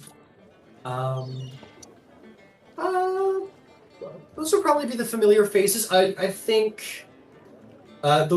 I think Ragnar and Ira have their place at the bar from the Stormlord, those two sort of like big members from the Stormlord, God's Brawl. Those guys have kind of found their place at the bar. And everyone around here is generally either, like as the general larger groups, is either a sailor or some kind of, whether it be probably a minor follower of Bahamut, or a minor follower of the Stormlord. People who aren't like intense clerics or paladins or whatever, just sort of celebrating. They've got their jerseys on. One's got like a Bahamut jersey. Got like a little silver dragon. Like, it's all about the silver. It's all about Bahamut, baby. Over to some guys over who have like a lightning bolt on their chest, and they're like, whatever, dude, whatever, okay. But totally not fair. Totally cheated using the wind. Okay, that's a Stormlord thing. So maybe it was the Stormlord who won today, really, at the end of the day. And they're like, hey, fuck you, man. Don't you say about the Underguards. And so there's definitely some rivalry around the bar. But that's generally what the bar looks like today. A lot of conversations like that going on around the bar.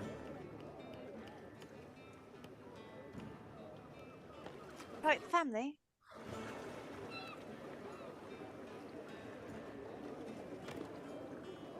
What did you say?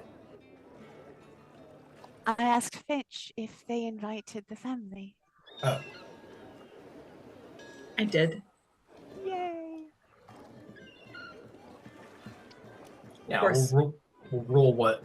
Let's roll what family shows up first. Xander. Just Xander. Yeah, just Xander. With an eye patch. I feel like Xander keeps showing up like that Domingo skit from SNL. I feel like he, like, in the Xander POV, he's like, I just want to, like, make my legend and be left alone. And at every turn, Finch and Finch's buddies are, like, up in my grill. So that's my life. You will see, indeed, the Anderguards come in and find their way and get settled at a table. There may be a little Gabriel Andergard goes to the bar and receives like maybe a little peck on the cheek from an Emma Van Zyl, as they sort of greet each other with that kind of polite but growing familiarity, shall we say. And he will go sit with his family at one of the longer tables. Wyatt is present, Antro, and indeed Xander is behind, and all of them kind of find their way to a seat in the bar. And you know what? Let's just make this as ripe and explosive a situation as possible. You will see Mama and Papa Van Roos sticking out like a sore thumb. Definitely don't belong in an establishment like this. The Anderguards don't either. They very much stand out. They're both from the same neighborhood actually. So, I think the Anderguards would stand out probably as prevalently, but nonetheless aren't Dragonborn. So there's certainly an element there. So these two Cloudtop District families show up, standing out intensely, and the Varnoses are not warriors. They're like strictly nobles, but the Underguards are a little bit more like they can hang around with the rough and tumble type. They very sort of awkwardly kind of look around and kind of see the table that Drystrand's at and kind of look for a place to sit and kind of scooch along and find themselves a seat probably at the end of the bar somewhere. And will, at least for the moment, get settled. And that's kind of how things are starting. I'm sure one or two people are ready to pop off, so go for it. Those must be the parents, huh? Come on over. And he vacates his position and takes up position behind Yvain, trying to make room for the parents to. Yeah. You go to a nearby table. Yeah, you're like, oh, let's make some room for the parents. And Grog's like, oh, yeah, let me go talk to you. You take my seat. And he hops up and pours himself a big ale, and he just like, for the moment, vacates the table, and he's gonna go talk to some other people. And some other table, and he goes, I heard you talking shit about the Stormlord. And he goes over to some table, joins in some argument.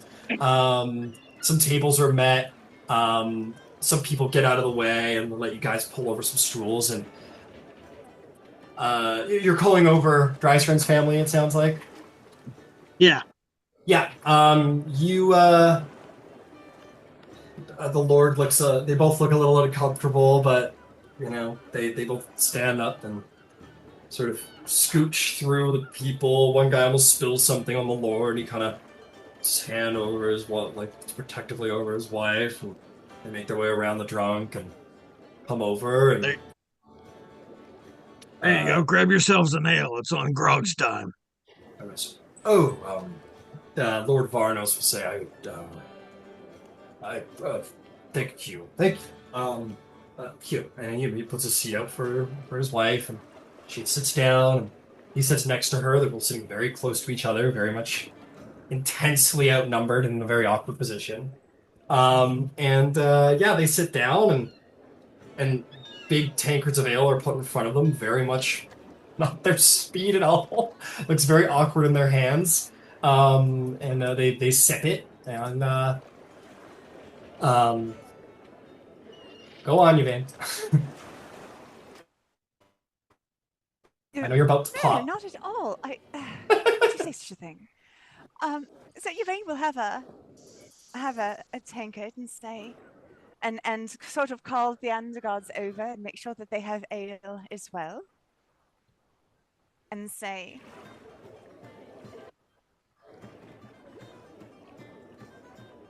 I cannot tell you how much it means to me to be able to experience this holy day with the scions, the champions of the two of the great gods of protection and war. And at the end of the day, they are both prime deities, and they're both working towards the same ends. I thank you for sharing your culture, and I just wanted to celebrate everyone who made today so special. And Finch, I know it was hard. I think it's a lot more complicated than people realize. I know it had to be really hard. I wouldn't have wanted to do it.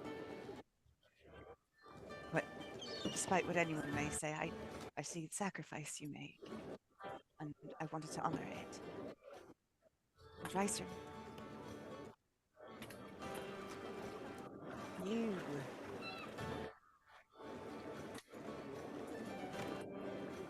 you stunned today. You shined.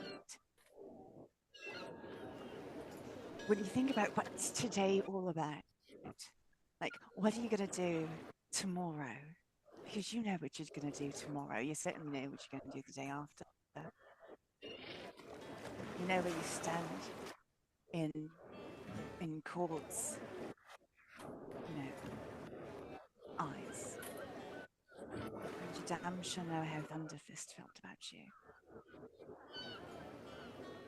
I'm so proud of you. And I just wanted to say to all of the parents that are here, Ember, I can't even imagine walking into the arena the way you did, but how, like the champion of the Changebringer, they will change the rules. Things will be different going forward because of the way you played. And if we're being entirely honest, it's very different doing what we do, fighting in the arena. There's no getting around the fact that your strategy, while not entertaining, was the best one. It's the one that did the least damage and got the greatest effect. I've seen how devastating you are, so to show you be so calculating. I made the decision relatively early that if I were to face any of the people here at this table that I would not be bringing fire to bear against my friends.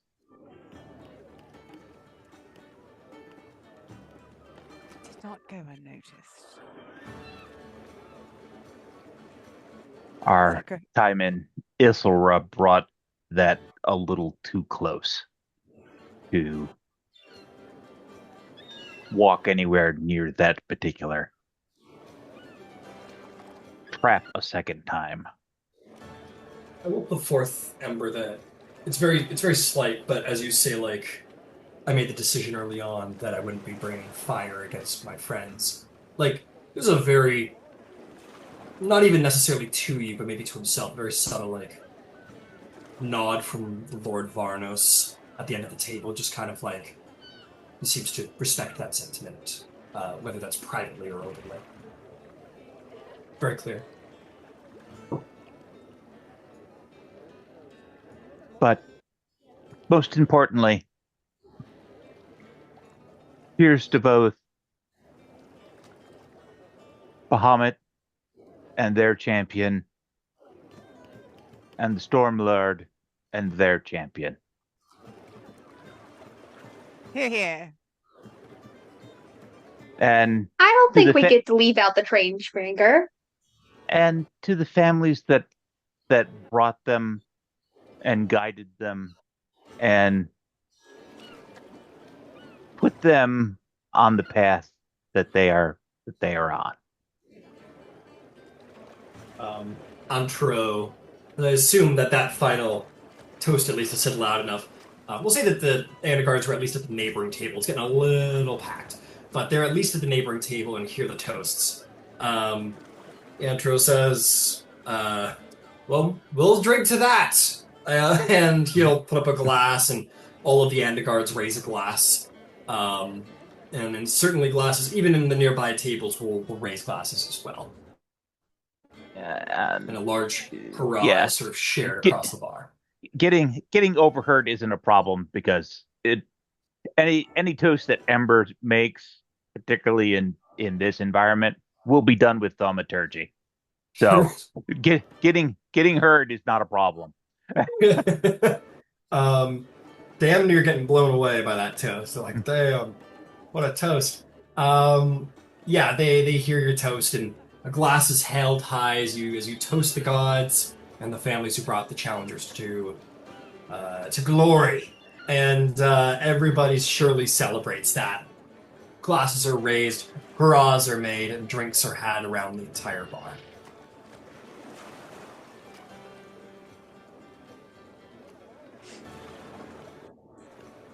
And then Yvain will go and introduce everybody at the table to Dryturn's mom and dad. And kind of holler at the Endegards as she can, just to try to make it inclusive, and Miss Emma as and then she'll sit down. Well, and you know, it's a big tavern night. It's chaos. So while you're Yvain sort of insisting upon introductions towards the Varnos people, the lady's certainly the more respectful of the two, whereas the Lord is a little bit more quiet. And you start pointing them out, and they give kind nods around the table or hellos around the table. But while this is going on, Wyatt can't speak very loud, so I think Finch, you get like a bit of a, when you catch eyes with Wyatt, he gives you like a raised glass and probably makes a gesture towards his throat, as in the noise of the bar. There's not much of a conversation he can hold, so he seems to be sitting just quietly but happily at the Endegard table. While Yvain's going on, I'll roll for which Endegard is first. Gabriel certainly comes over. Like, once they're settled and the toast is had, Endegard, Gabriel probably immediately comes over, and puts his hand on your shoulder and goes, well done, Finch. You've done well. That's 3 in a row with you counting now. Well done. Yes. Third is a charm, I suppose. I appreciate it. Thank you. despite yourself, it's okay. I hope you will allow yourself to enjoy today and the victory. This has been a long time coming for you. I appreciate it. I have started to warm up to the thought.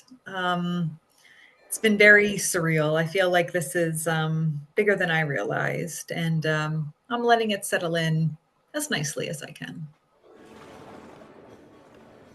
He kind of almost like nods and like looks around the table and he says, sort of almost broadly, and he says, to my most polite child, who I hope one day will find someone who can bring some enthusiasm to Finch's heart. And pats Finch's back with a little sort of like a little jib at his youngest, and a wink, and we'll hold a glass high. It says, to the challenger of Bahamut and the worthy challenger of the Stormlord. And we'll raise a glass and we'll take a drink. And we'll raise one over to you, Drystrom. Just as a general question, my lord, what do you feed your children?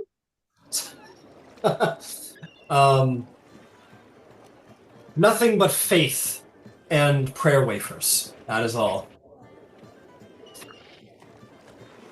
Interesting. And a lot of meat, now come to think of it. A lot of protein. He kind of laughs heartily. He says, no, but it is not through strength alone that we Enderguards find our might. It is in faith. It is in prayer. If I may, I know most of the people here at this table, but I have not met you. Who are you, sir? My name is Ember. And he will extend a hand to this gnome that she doesn't know.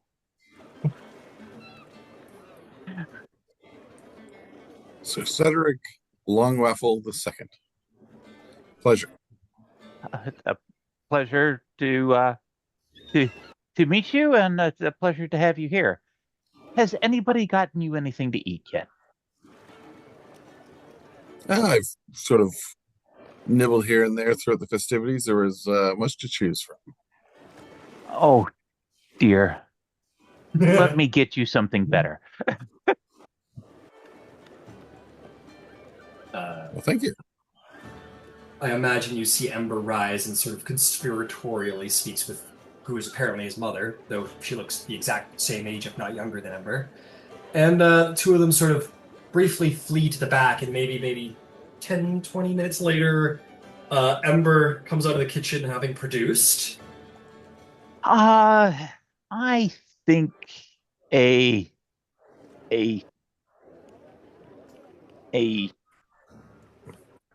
night of drinking is going to need a little protein and a little bread to soak up all of this and for it to be appropriate. So I'm thinking feeding this kind of mass will probably go with probably like a herb roasted turkey, and kind of dress it down into constituent bits rather than the big bird, so you can lay it out kind of long ways on the table, along with some basic, the kind of the slightly crusty outside dinner, like sourdough loaves, and Ember will take a pinch of his dust of deliciousness. He'll use a piece of that and adorn that for the meal, along with some gravy, mashed potatoes, just stuff that will sit well and soak up the cheer. And since it's turkey, it'll put people to sleep a little bit faster. So that'll help.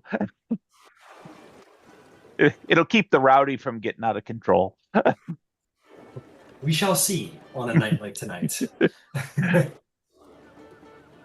Yeah, so Cedric, you are probably not, I mean, like, you've probably been through your fair share of pubs and taverns and whatnot, and and especially in a sort of a portside tavern, you're perhaps surprised to be served like a really, and if you bite into it, a exceptionally delicious meal, probably much higher of a standard than you've ever had in a dockside tavern.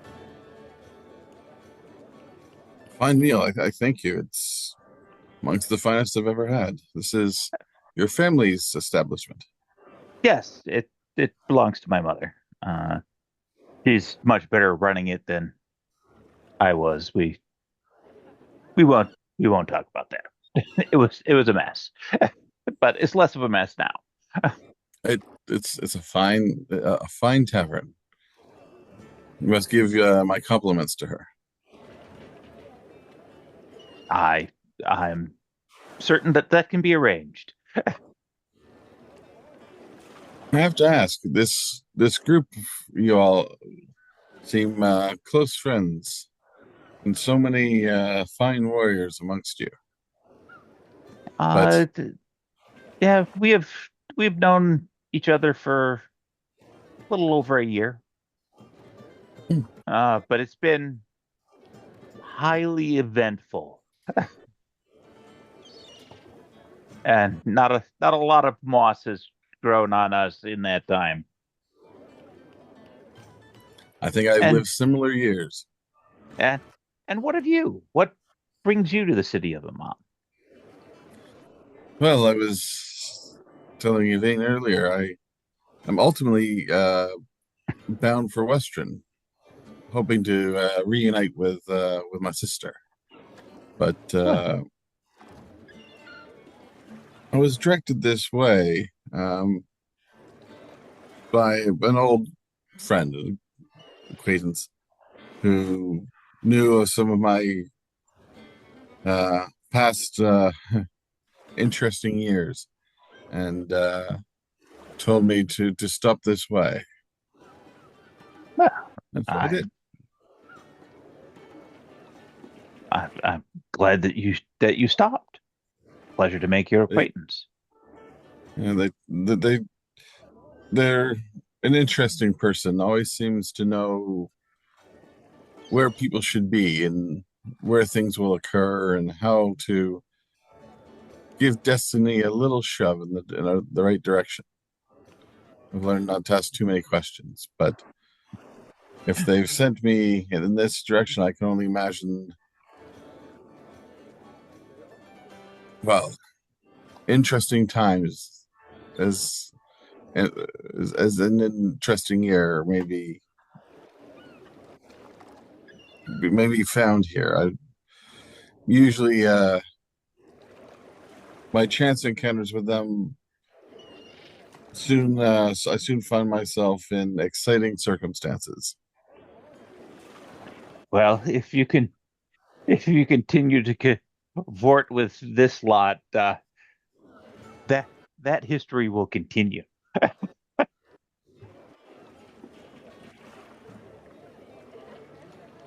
And I know what it's like to have a friend or a patron like that who kind of puts you in the right place at the wrong time, but in the well, Maybe best more of the ways wrong, would. maybe more the wrong place at the right time. That's a more and better said turn.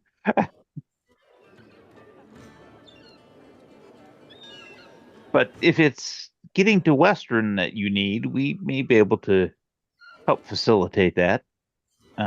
We we have a little sway, and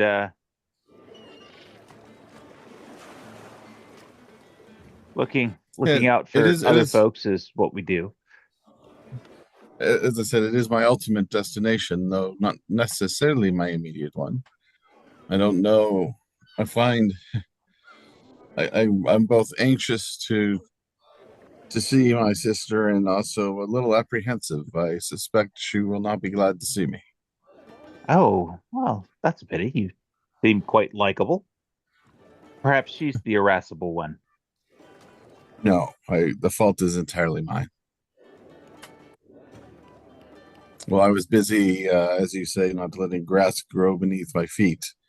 She was living a harder, more honest life, and I let too many years pass between us. Time, time can be unpleasant that way, but you always have the opportunity to make changes. Let's hope. That is the nature of change. Hope. Can't say I've ever spent much time with someone devoted to the change bringer. It's an interesting view you have. My my mother and I are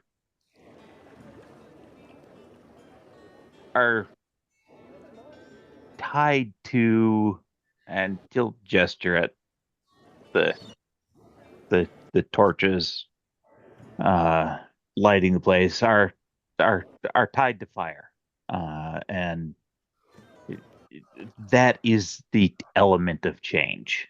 I didn't necessarily go looking for it, but it has been a constant.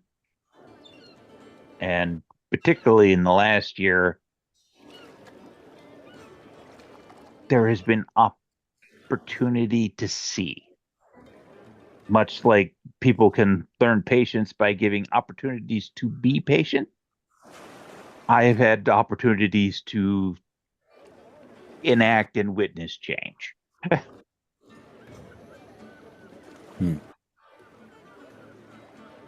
As have we all in one way or another. As you wisely said, being at the wrong place at the right time.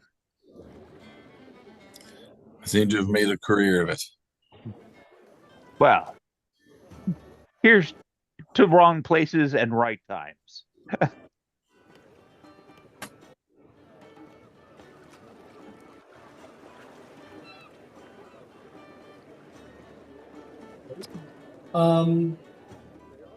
I'm sure at a certain point, the original supreme champion of the Andegard family, Antero Andegard, in all of his blonde-haired glory, comes over, and he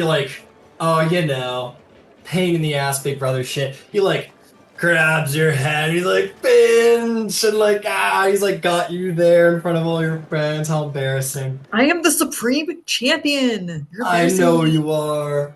And I remember when you were this big and you cut your finger on my sword. Oh man. You were such a wimp back then, but not anymore. Look at you, fucking supreme champion Finch. Oh man, I thought you'd never see the day. You thought you'd never see the day. What happened in there? So this has been a year, hasn't it? It's all of you. It's all of you. Mm-hmm. He points at the rest of the Yeah, table. yeah. Zarbolg and Yvain and Ember especially goes, it's all of you. It's all of you. Look what you. Look, you're making Finch just a better paladin. Here's to the friends. Here's to the friends who kind of shove you in the wrong direction, but is actually kind of the right direction if we're being honest. And he will put a drink glass up and have a big drink.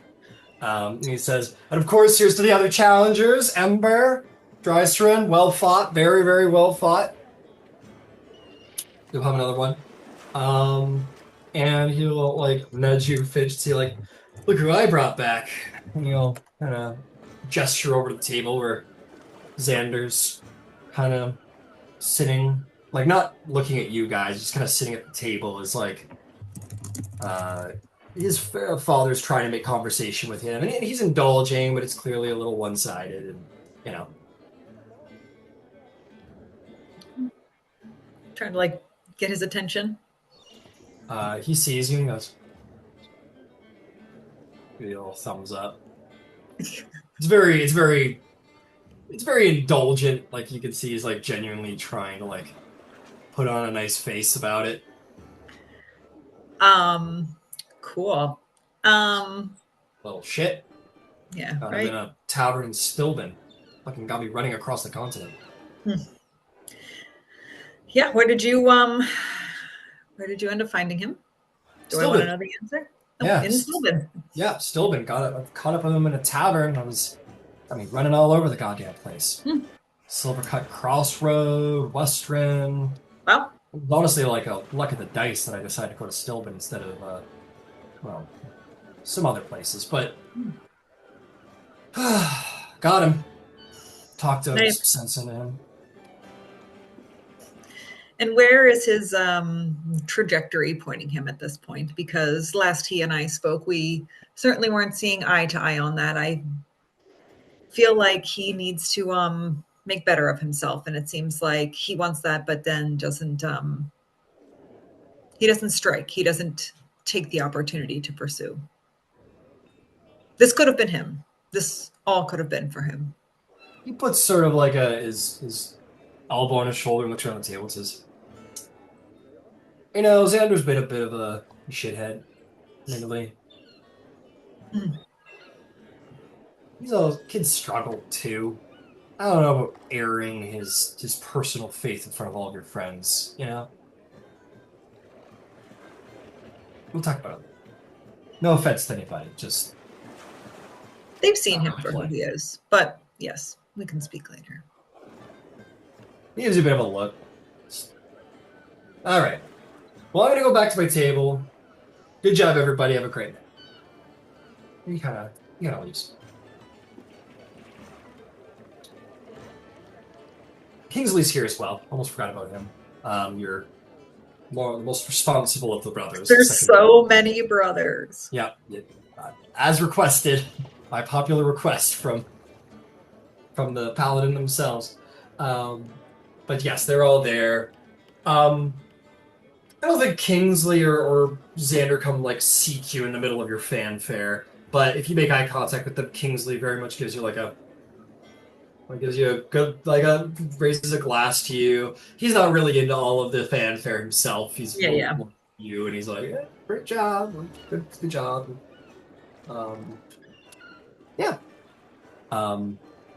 As Yvain finishes introducing the entire table to the Varnos family, they kind of sit quietly like the subjects of fascination, wait for that to finish. Is there anything else you would like to say to them, do to them, Yvain?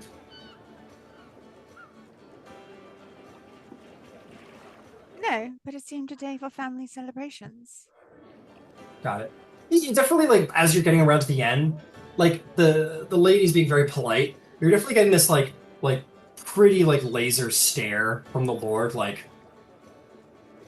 okay, great. Like, she's ready for you to be done. And oh, and she does meet it and does not hurry, does not slow down, but she continues with everything. Right? Yep, sure you do. And when you get to the end of introducing everybody, like, do you go mind your business? Do you keep talking to them? Yeah, okay. Yeah, what about my business? Eventually, Yvain kind of is like, okay, and then wanders over to the other side of the table after what must be like a couple minutes. And there seems to be like a final, like a kind of sigh of like relief finally, and Lord Varno says, so, Reister, quite a group you have assembled for yourselves.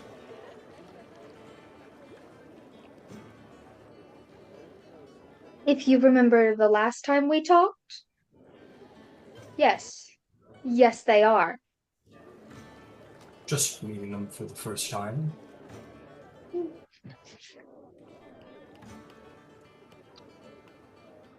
It was, Still can't tell if that was a torture device or not. He raises his eyebrow and he goes, torture device? The Lady Varno says, well, Good fight today. We watched the fight. It was you really showed it was the Dawnfather challenger. You really very impressive fight, dropping him from the sky. Very classic Draconia, wasn't it? And she looks over to her husband. He goes, "Yes, very Draconian tactic."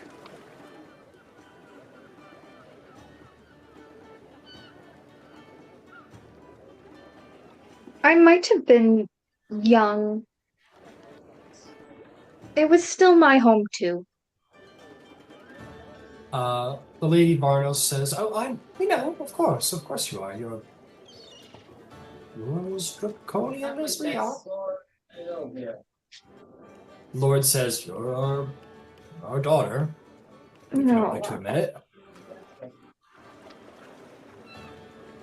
I don't like to. Okay. The Lady Varnos goes, oh, she kind of like puts her hand on her husband's shoulder. She's like, "Oh, okay, anyway, the final match looked very dangerous. Are you okay? Were you I'm hurt good now. terribly?" I did in fact like die for like 0.2 seconds maybe, but it was great. Good fight. Honestly. You say die for point, and then there's like a look of like, "Oh my god!" Like maybe they half believed it, and then there's like the lady kind of goes, "Oh, she's so very funny." And Laura goes, "Oh, didn't actually. Well, good to hear. But it was. Couldn't imagine such a challenge." No, you couldn't.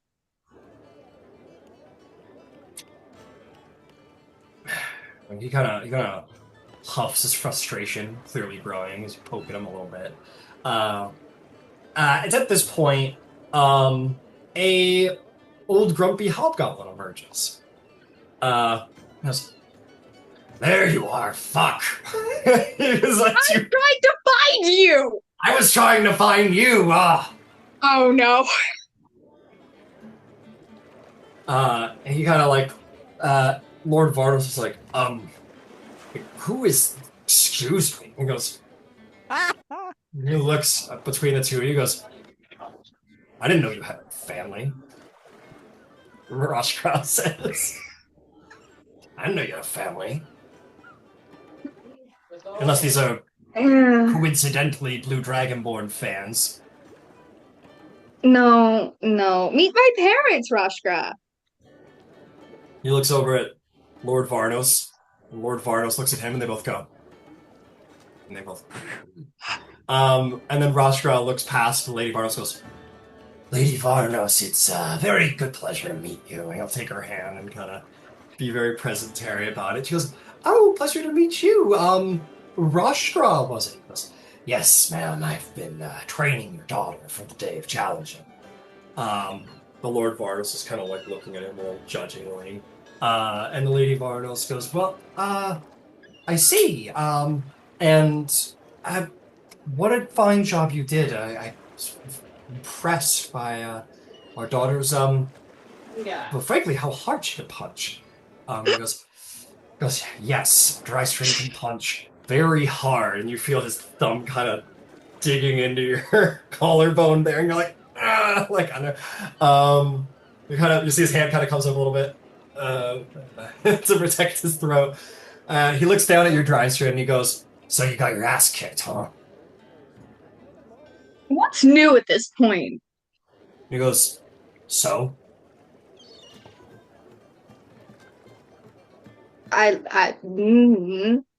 "So what now?" I'm apparently drinking. That's happening. And then we got something with Shirku in a couple days. I guess. Oh All right. yeah, we're doing the thing with Shoku on a ship down south. Yeah. Going sailing. Having a little vacation. It is definitely not a vacation. Looking for a fight then? Potentially a big one, yeah. And then he just kind of like puts his hand, like kind of gives you that second bump, and he goes, "Good. War isn't a one-shot battle." He goes, "How'd your pity party go kick ass tomorrow?"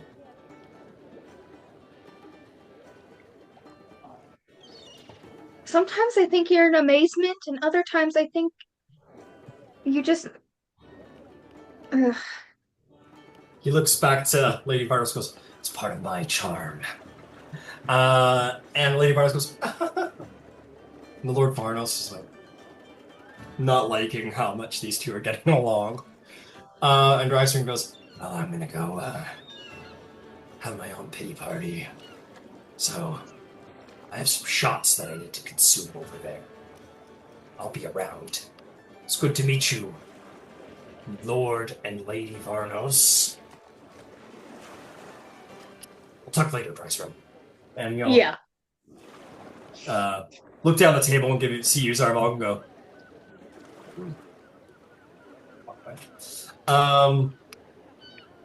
The Lord Varnos. Wait, well, I missed it. What was it? He just gives you like a. So kind of grunts and walks away. There you are. The Lord Varnos says, he trained you? Yeah. Very. You just kind of hold some opinion. You don't know if it's good or bad.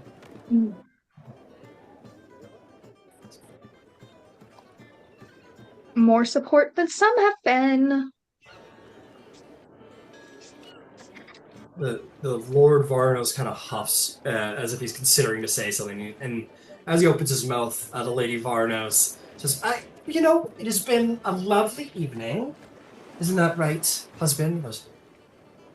He kind of shuts his mouth and just nods, and she goes, I think it's time that we left. We've come to, we did well, Drysren, and we will, you're always welcome back home, and we'll leave you to your friends.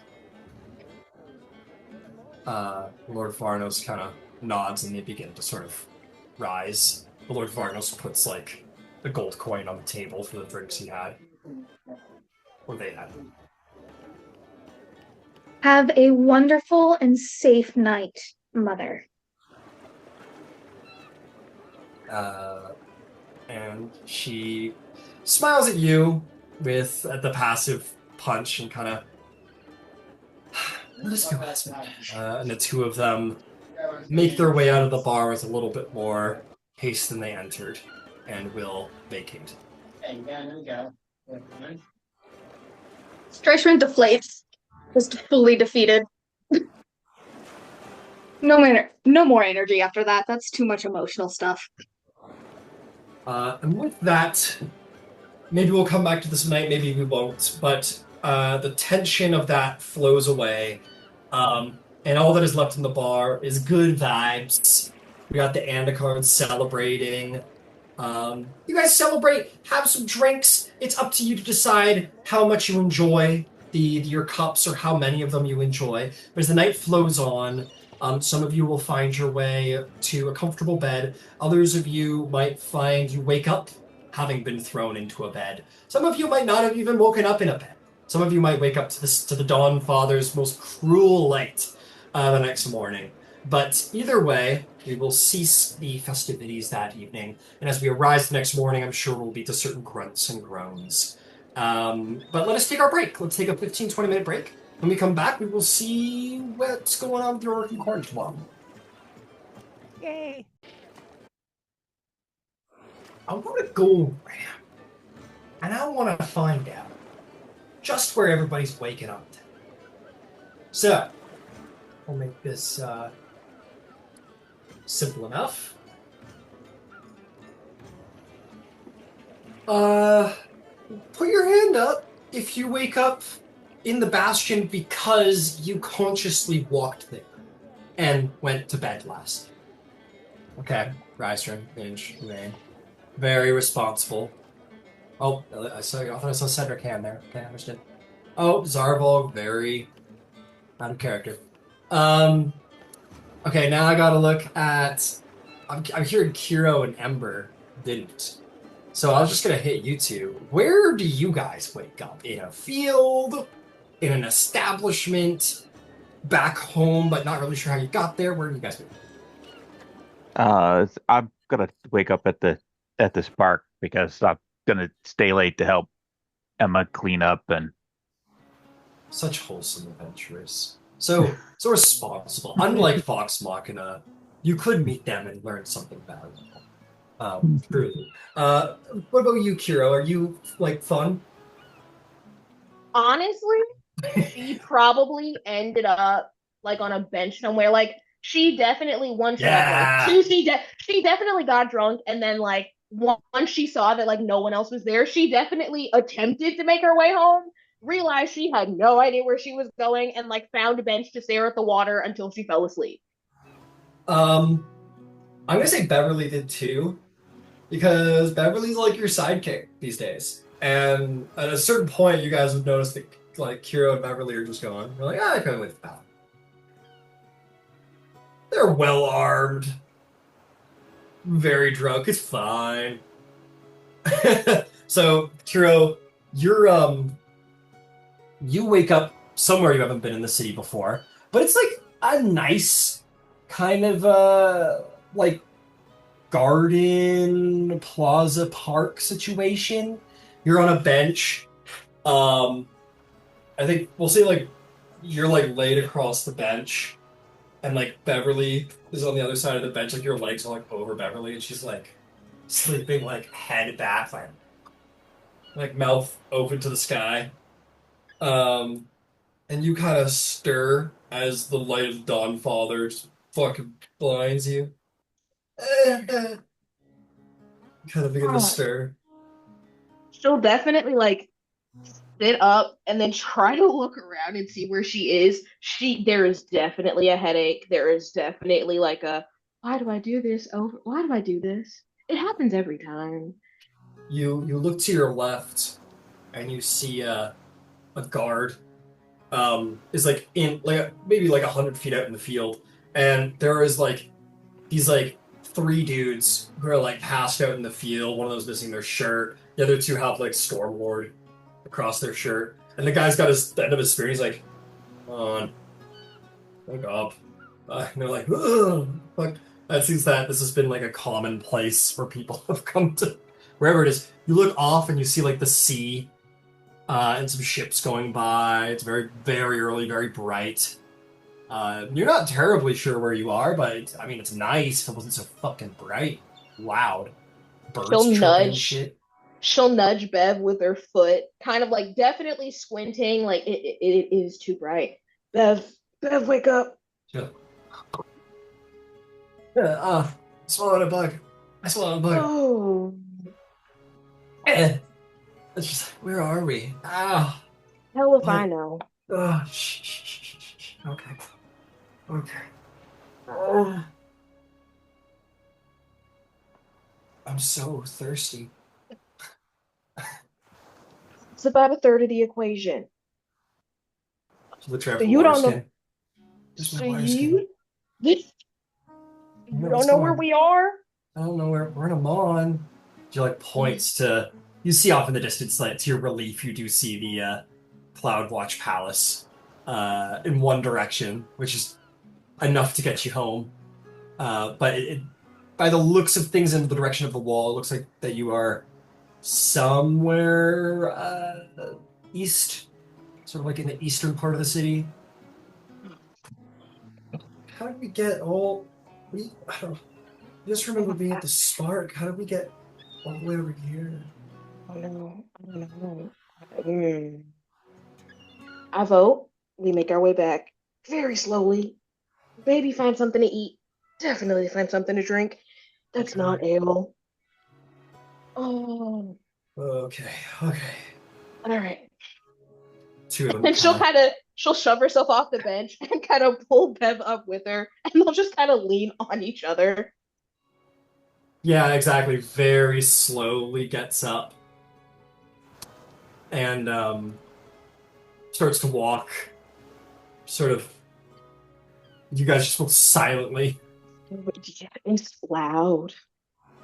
Yeah, unfortunately, you get out of the park, and the hustle and bustle of the city begins to arise, and sound begins to arise. Not as intense as midday, like you're clearly up at the crack of dawn, per the light. And so, while stuff is going on, people are making their way, the wagon's going by, it is still like, oh my god, it's so loud. I imagine like cut to Kiro and Beverly like inside like a greasy spoon breakfast place, Yes, just please. like eggs and bacon and like a lot of toast. Tucked in Um, the back corner, like heads on the table. Just yeah, a lot of water and a cup of black coffee, please. And they and oh, they she's pour, water genasi dehydrated. I just thought about that too. yeah, Oh, just like Kiro, like your skin, it's you like look at your skin, it's like it's as solid as it's ever been. like it's not, it has no right. watery translucentness to it. You're like, oh, I'm very dehydrated. That sounds about right. I think I Hero just needed that. fucking puts back like 4 cups of water, does a little create water into those cups, Mhm. continues. I think Uh, I'm gonna get in the bath when we get back, and I don't know when I'm gonna get out. uh, Oh, uh, uh, incredible. You guys, then we cut to them leaving.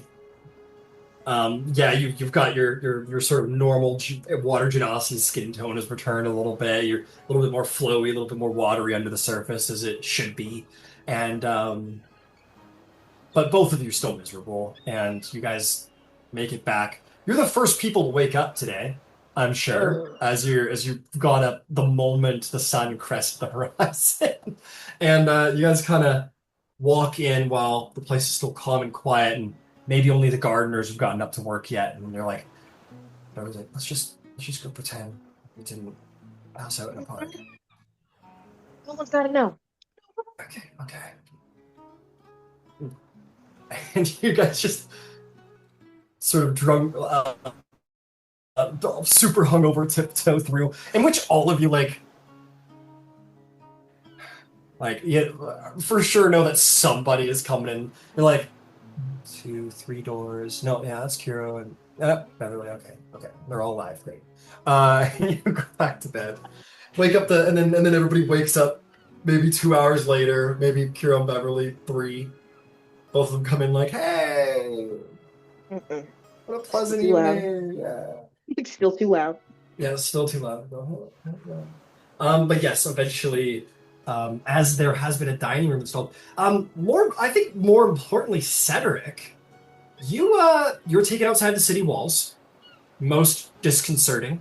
Um, these people you've just met have spent the day with you, saw the money that you've put down on bets, got you drunk, and shepherded you outside of the safety of the walls of the city.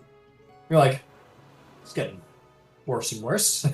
But eventually, luckily enough, they do seem to lead you to a very fine estate where there seems to be like gardens and like this frankly kind of crazy mishmash of different buildings with different designs. It's got like a Mickey Mouse clubhouse situation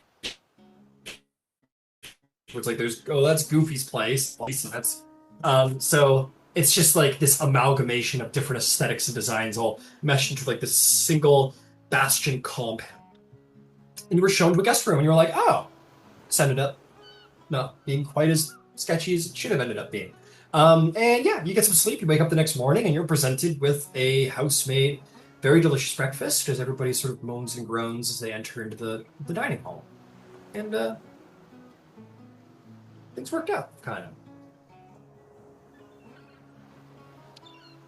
But yes, we all resume the story as everyone trickles into the breakfast hall. Perhaps if he were here, um, oh fuck, what's his name? Hang on, I gotta write it down. It's the only way I'm able to say it. Uh, uh, yes, the great architect, uh, Oh fuck. Hell, let's try this out. I don't remember how to say it. But anyway, the great architect that made the place from the League of Miracles probably would be delighted to see that there is indeed a small dragon roosting upon a most marble and holy-looking place, and sort of taken to their roost quite nicely. Um, yeah, Surik. Uh, Surik would be very, very happy to see all has gone well. And yeah, everybody enters into the dining hall. Everything seems to be going just fine, and all of your employees, probably going on about like a dozen or two employees now, not to mention the actual guards around the estate, are all hard at work, going to their various places, sacristies, workshops, workhouses, and are kind of going about their business. Things are well here at the Bastion, and up and running. And you all come together.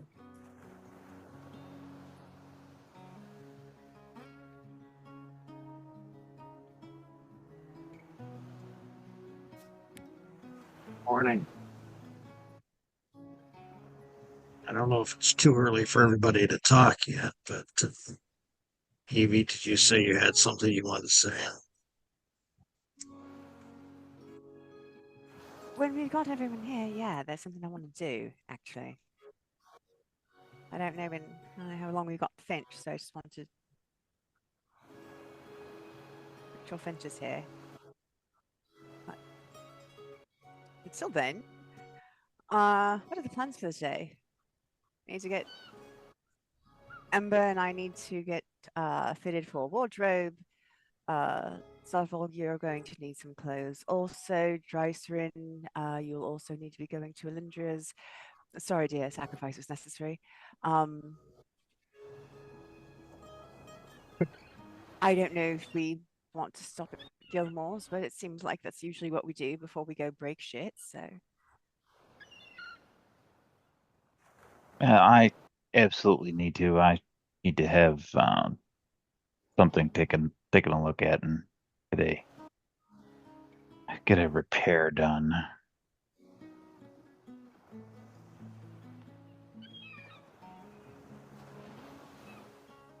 My curiosity is piqued. Definitely would like to stop if we can. Oh, have you not been? You mentioned it yesterday. Did you not stop by? No, we kind of got carried away with events, but that's all right. They were probably not open, to be honest with you, with it being a holiday. Fair. Well, if you love purple and things that are flashy, it's a great place.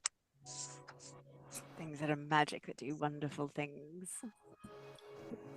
The third one appeals.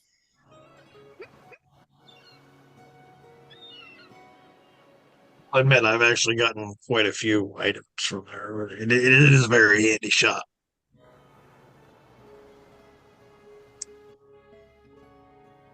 So if everyone is here and we can wait until breakfast is done, but Yvain wants to take everyone out into the courtyard where there's actually not a cherry tree at this moment. Sure. But there will be. Yeah, you see your various employees working away at the various gardens. A conspicuously empty sort of plot for some kind of vegetation, I'm sure. So Yvain kind of gets everyone out there and says, so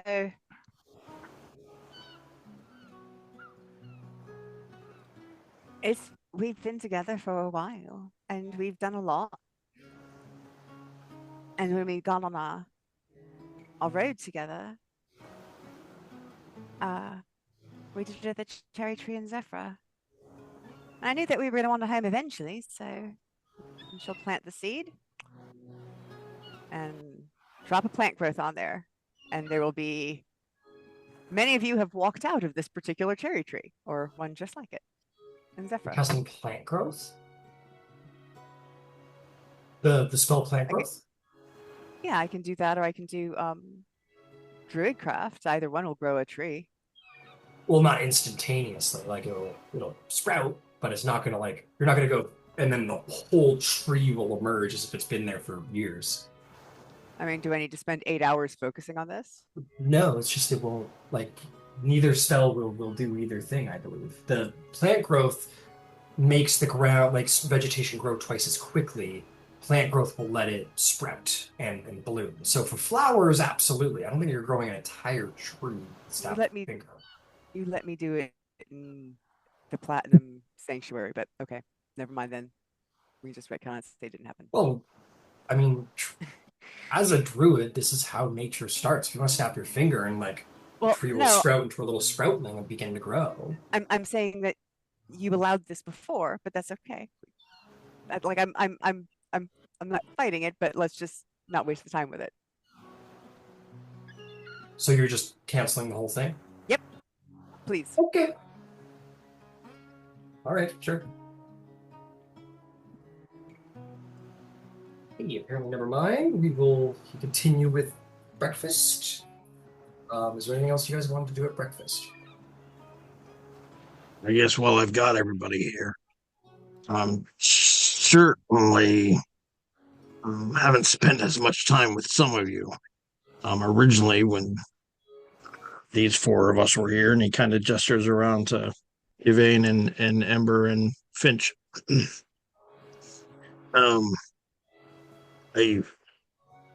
If only for my own entertainment, I prefer to have somewhat of an understanding of, what the group looks like tactically.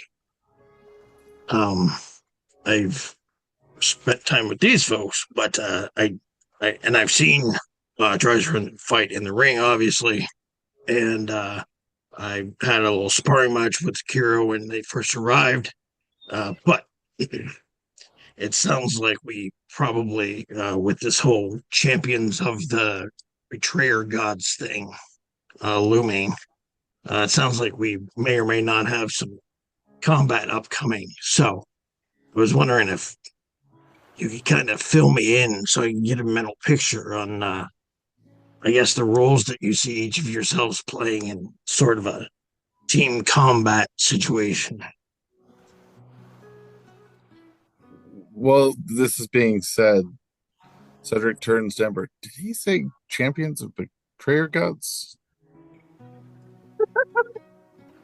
Yep, that's what he said. Did we fail to mention that? I don't know what conversations you had before we met last night.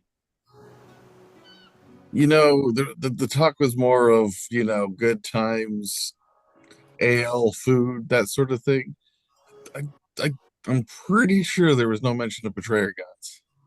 We kind of got sidetracked yesterday with the whole day of challenging thing. That is also partially Bev and I's fault. We met him in line for ale, and then things picked up real fast.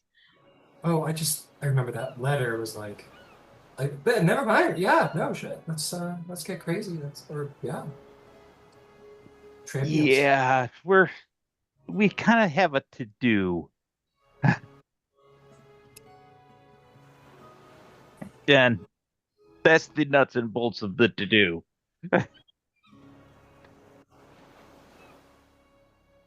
This group, I'm sure, through no fault of our own, generally tends to attract negative attention, sometimes positive, but definitely sometimes negative attentions of this or that god. Right, wrong place, right time. You're not kidding around. No, not at all. But if you're looking to have an interesting time, we're gonna go attempt to find one of them and also punch the Iron Authority in the face. Hey. By busting up some of their boats. In a piratical sort of way. There's interesting and then there's interesting.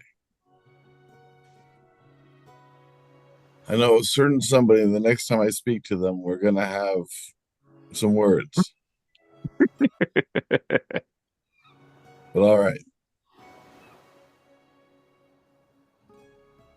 I'm sorry, I interrupted. No, not at all. As a matter of fact, you could be first up. So, you look a little like certainly somebody who's seen their share of combat in a traditional sense. Can you tell us a little bit about how you function as a member of a combat team? Sure. And he snaps his finger, and a metal bound quarterstaff appears in one hand.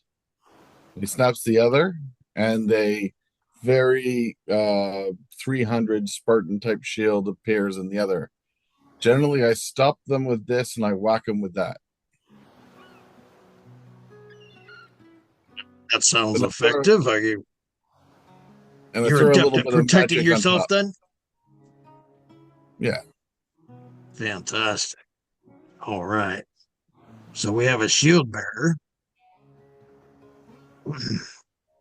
After you, And oh, I was gonna say after Cedric, after you pop your weapons out, like after you make them appear, you see this little like glint in Kiro's eye, and she'll hold her hand behind her because she's learned, but she'll summon her trident and go, "I see we have the same party trick." Yeah. Makes it much more social when in peaceful circumstances. And surprising and not peaceful ones. all right, I see. So are we? I guess who here considers themselves first line, and who here considers themselves second row?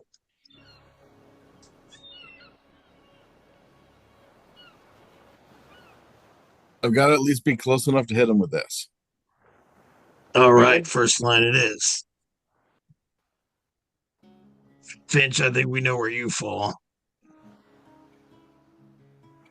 Does on a dragon count? I don't know. I haven't actually seen Finch fight on the dragon yet. Are you fighting on the dragon now, Finch? I am. You saw it in the day of challenging. Oh yeah, I mean I saw it there. I meant in a real life situation. I didn't realize you're riding in on a dragon Yes. into combat. Fantastic. Melisaris and I are partners. Well, it'll be nice to have a dragon on our side for a change. Beverly will happily produce her giant sword, her recently acquired very hefty big old sword, to say, I'll be on the front line. Always find me on the front line. Yeah, you will. All right, Bev. All right. Anybody else? Like it up close and personal? Most of the time. If I start falling behind, I can put myself on second though. All right. Well, I guess that leaves the rest of us for the periphery, eh?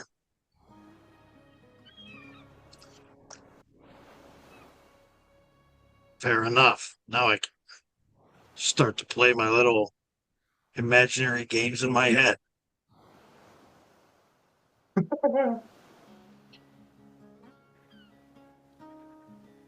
Inside of Zarbolg's mind is strangely turn-based for some reason.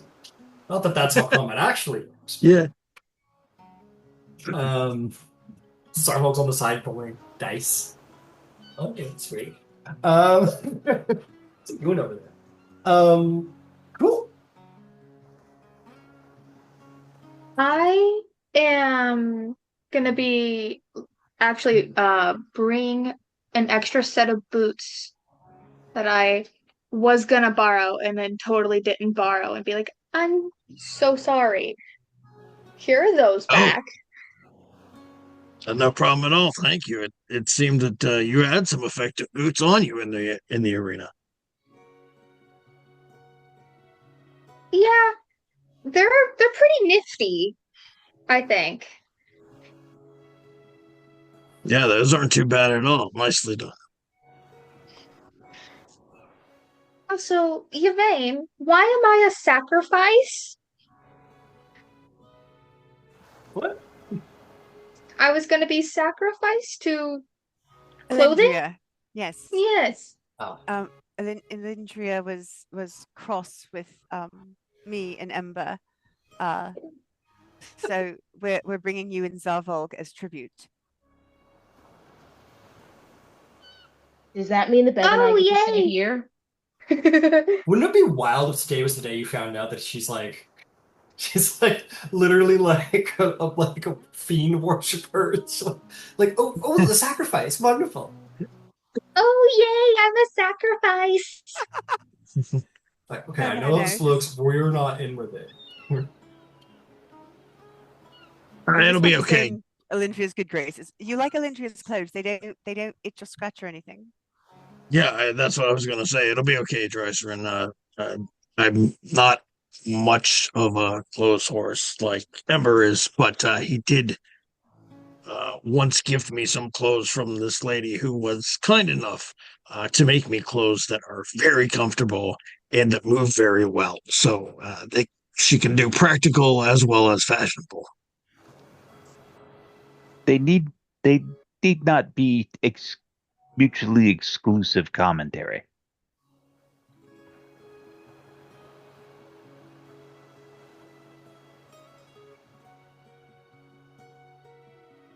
I mean, at this point, I'm along for the ride. I don't. Who am I gonna be to say no? Like, cool clothes, sure, fun. But also, you guys are you, so.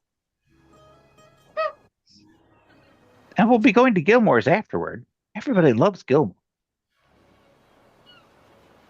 I don't think I'm the proper person to be social. But it's gonna be okay. Well, you don't have to be social, but you don't have to go around, naked either. That's rude. That would be exceptionally social in certain circumstances. I was going to say, you can be really social when you're naked, even news. Okay. I feel like it's a great topic of conversation. Sorry, I'm not there. Rude. Avy once got kicked out of Stillman for being too social. I remember that. Not out of Stillben, just out of the one tavern. You guys were small time back then. If Zarvolg and Dreiser are sacrifices, does that mean that Bev and I get to not go? No. You already have clothes, unless you need more. No, I am perfectly fine with the clothes that I have now. They are wonderful. I think whatever lesson you were trying to teach me by making me wear that other outfit, I've learned it. That lesson that I was being taught. Don't want to go to Gilmore's with us? Kind of spent all my money, so now I'm okay.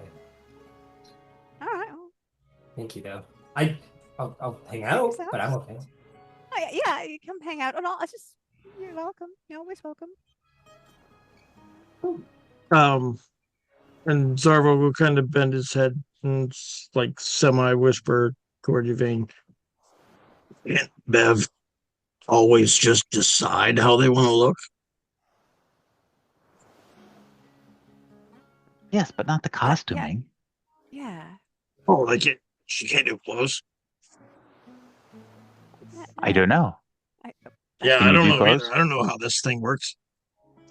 Or just the body bits. I can make it.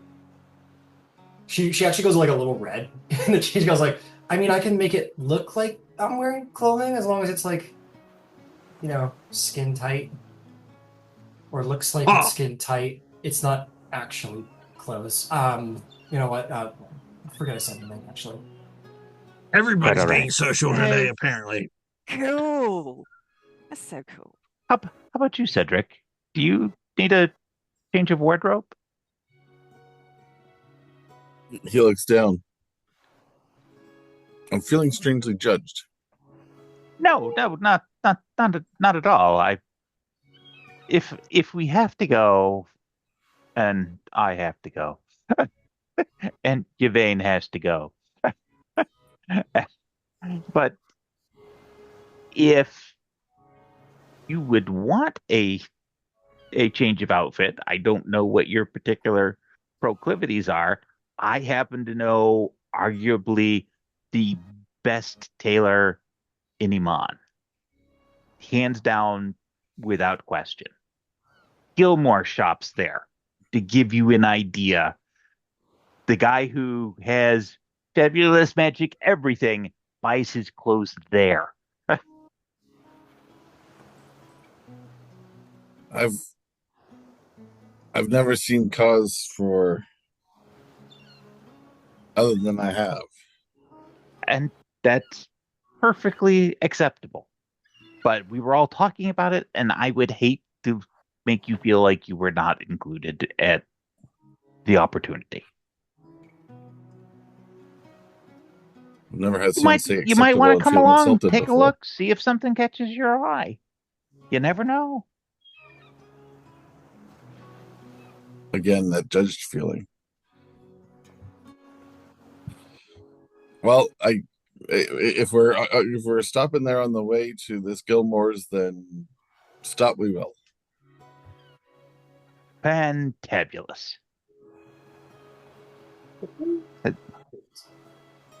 Well, finish up your breakfast. I have to go put on my one suit of clothes, and we need to remedy that. So All right. get ready. Amazing. There might be. Oh, fuck yes. I found it.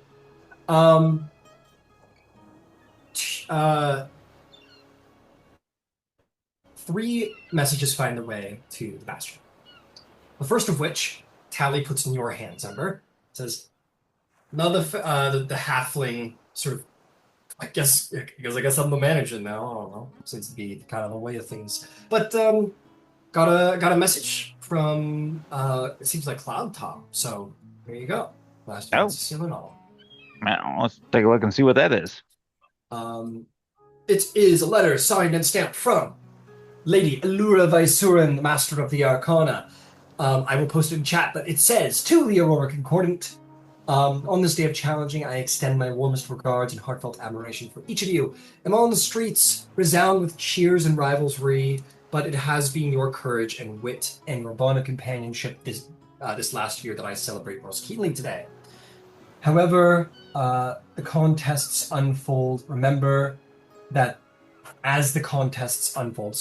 remember that the eyes of allies and gods alike take note of deeds both great and small. That said, I must ask your attention on a matter, as I'm sure you know, of pressing import. Various divinations and auguries have confirmed that the Vow of Salt is fast approaching the waters of the blockade. Though the source of such threats is not yet fully known, prudence demands we prepare. Therefore, I request you return to the Vow of Salt at first light tomorrow morning. Though we may chart the next course together, we both... Oh boy, that's a lie. It's also first thing tomorrow. Surely he will need your guidance and skill at arms. May your valor on the day of challenging carry into the trials that lie beyond it. With trust and appreciation of the Revisor and Master of Arcana. Message 2. Finch, it comes for you. I am very happy and glad to present what you've probably been waiting for this entire campaign. I will post it in the Facebook chat.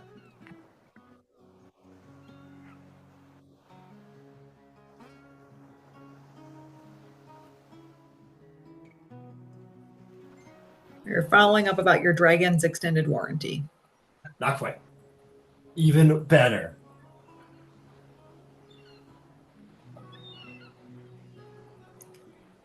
Okay. Gotta wait on it. Gotta wait on this one. I want to. He's getting pretty good at that. Yeah, learning to write and everything. Hell yeah! I'm so proud of him. He's such a dignified gentleman. He's got like a what's it called? He's got like a letter words. Hell yeah. The next one, Finch, is from a Lullaby Sword. And it is a very simple message. It is about a little less formal, the same stamps and whatnot, but it simply says that when time permits, I may have some leads regarding the relic you've been seeking. I recommend an urgent meeting to discuss such findings. There's like a cloud of like the shape of Finch. They're already gone. You go like, um, you expect you have some time here, and Yeah. like, you know that's like gonna turn into like a whole great paladin quest. Some of you wish to take the rest of the day with your allies before fate takes you in other directions, of course. Did I go to Whitestone last time? I don't know. Did you? Well, since you've been away, like what Zarvol's been up to, he's just been around Amon, helping out with the council. So anything like between you being here and when you had to take a break, you would have just been in Amon from sort of at Cloudwatch Palace. So All right, so this will be my first trip. Okay, great. yeah, I think it is, which is crazy. Yeah. Time for the hero landing. Yeah. Okay. So let us begin. Who would like to start? Amon is yours. Tomorrow there will be fighting, but for today it seems like there will be shopping. So what is first on the agenda?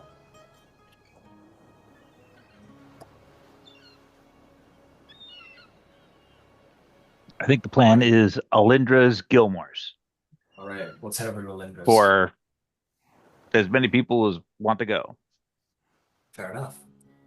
So it sounds like Kiro and Beverly sneak away from such affairs. Maybe we'll meet up for Gilmore's because Gilmore's has always been fun. But for the time being, we've got, by the sounds of things, Ember, Yvain, the pinnacle sacrifice of Drystrand and Zarvolg, and Cedric seems to have been voluntold as well. Finch, do you have intentions of joining and getting a cool outfit? Yeah, or at least watching them get a cool outfit. Very cool. I'm going to post Laura's message soon enough. It needs some heavy editing, so give me a minute on that one. But anyway, you guys make your way to this wonderful. Oh, did I make pictures? Hell yeah! Oh no, those are the outfits. That's too bad. Oh well. You come nestled into the Abador Promenade is Elindra's Elegance, a stately three-story house with a grand facade of marble and sparkling crystal accents. And as you walk into the interior, you are filled with sort of lightly perfumed scents, intricately carved pillars depicting scenes of mythical creatures and legendary tales. And magical craftsmanship is hinted at by such leisure within. The first floor as you enter, you're greeted into this lavish showroom where mannequins are dressed in the latest hues and contoured designs, standing in strangely spotlit designs, magically spotlit. The floor is a mosaic of polished ebony and ivory tiles, creating an elegant contrast. Rich tapestries and plush seating areas invite patrons to relax and peruse the collections. There are also little, I guess, daises you would call them, with large mirrors surrounding and little privacy curtains, if required, and a fleet of weavers who are all covered in pin cushions, pins, weavers' kits, fine workers' outfits, and of course the beautiful elven Alindra will stride across wearing an elegant but understated dress, and will come forward to the group and look with relishment. She already begins to imagine the wonderful designs that can be expected and say, I do love promise kept. Exquisite. I have both challenger finalists, and of course the challenger of the day of challenging, Yvain, and Zarval returning. I'm surprised to see you here again, I must admit, and new blood, it seems. Welcome. And she'll extend a hand to you, Cedric. She says, you seem to have the bearing of a knight, if I might say so. What an honor. He reaches out a hand with the proper formality and bows and gives a kiss to her hand and says, "I thank you, my lady." Well, So Cedric please. Long Waffle II, in your proper name.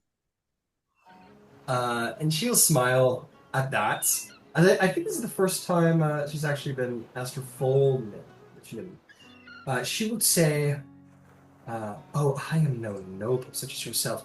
I am Elindra Willowgift of Singorn.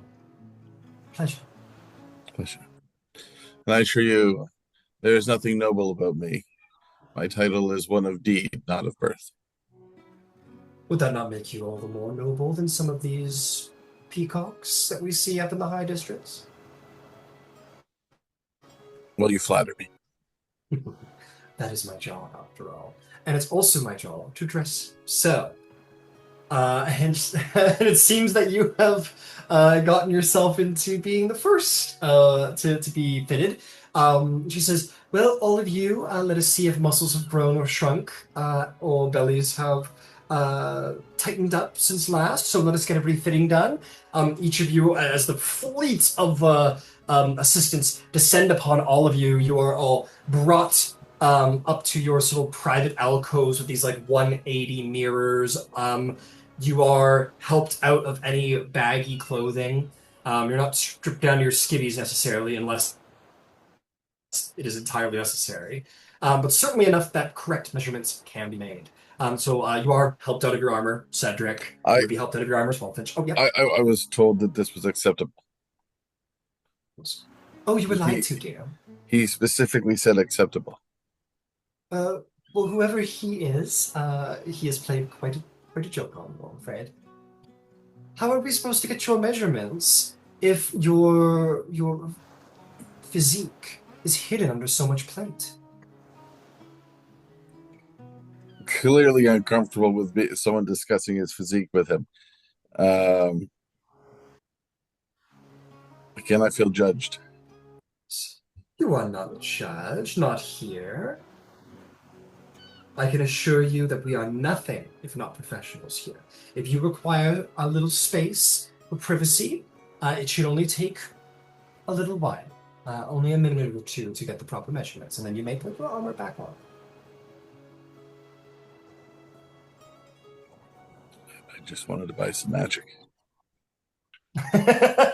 And she does sort of chuckle and close the curtain on you as she's not letting you go that easy. She goes, oh, don't worry, dear, there will be magic. And we'll close the door, we'll close it, and you start to, maybe, it's entirely, of course, your decision, but maybe perhaps start to unbuckle and prepare yourself for measuring. In a bewildered fashion. Exactly.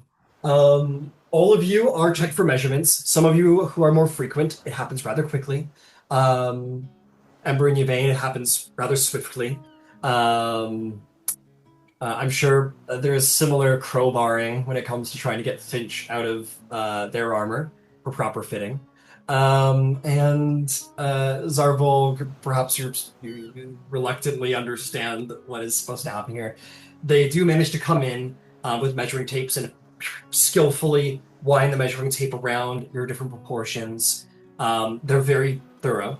And after an inspection of your inches and measurements, they say, excellent, thank you very much. Feel free to put back on your armor. The wonderful Elena will be with you soon. And she will go from 1 to 1. I will make the experience most prominent for our lesser visited members. Ember and Yvain, you surely get how it goes now. I'll say Elindra shows up as you're putting your armor back on Cedric. There is a polite asking to come inside when you're ready. But she does enter and say, Just put her hands on your shoulders as you like look into the mirrors. It's just, we will be making for you an outfit. It will be an exquisite one, perhaps the best you've ever owned. If I'm doing my job well, it will be. Unless, of course, you've bought from me before. Now, tell me, what do you see when you are dressed in the best? This is your best, and the best to everyone who might look upon. What is your color? Tell me about your colors. And he sort of looks down and points it to the tabard he's wearing. What color is your tabard? Sort of a dark blue. Dark blue, just blues, excellent. And you have blonde, you have a sort of more tanny complexion, excellent. I can work with these things. Magnificent. What else were you hoping for, perhaps? What's the fashion? Were you looking for sort of a doublet, perhaps a shoulder cloak, a cape, something a little bit more military? What is your flavor, my friend?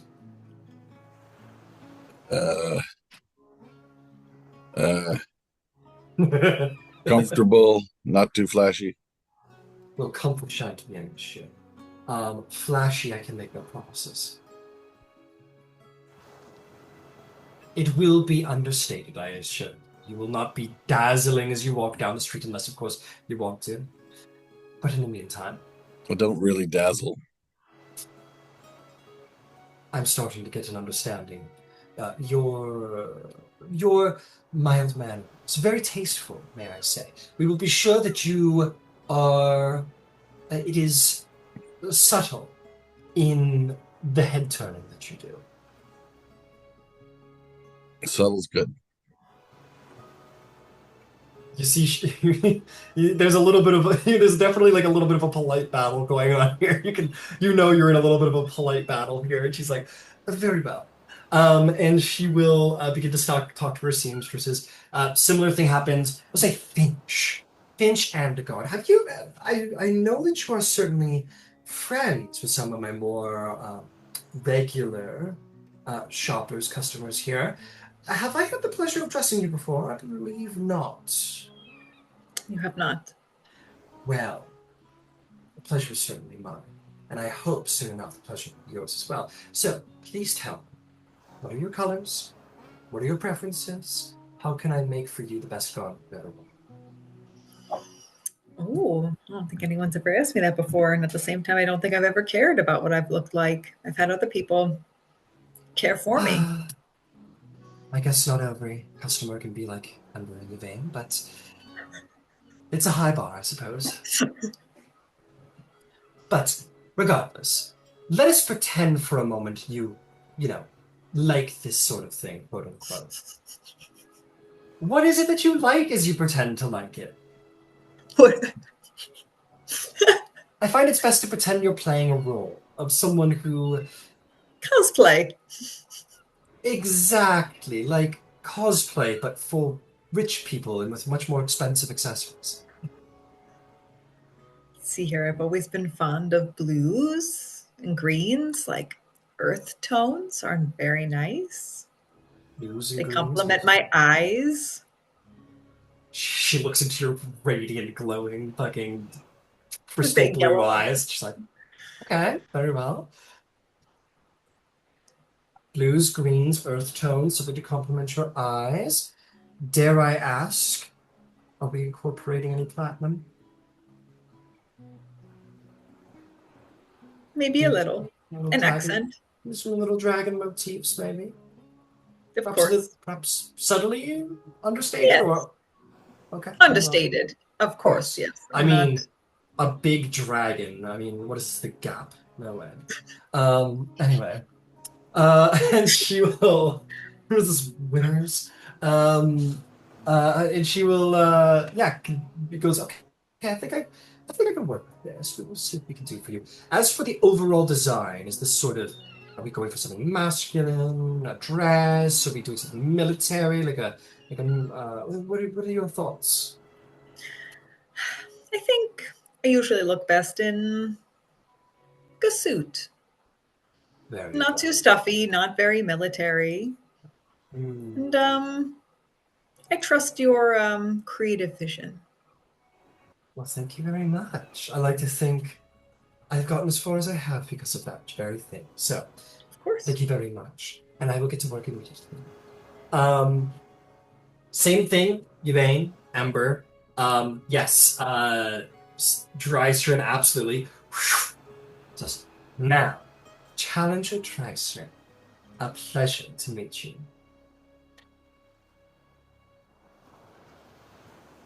Just like. No, just- I do the under. Like I take her hand, but I bow to her instead of like kissing it or anything. Yeah, that's perfectly Instead. acceptable. Absolutely.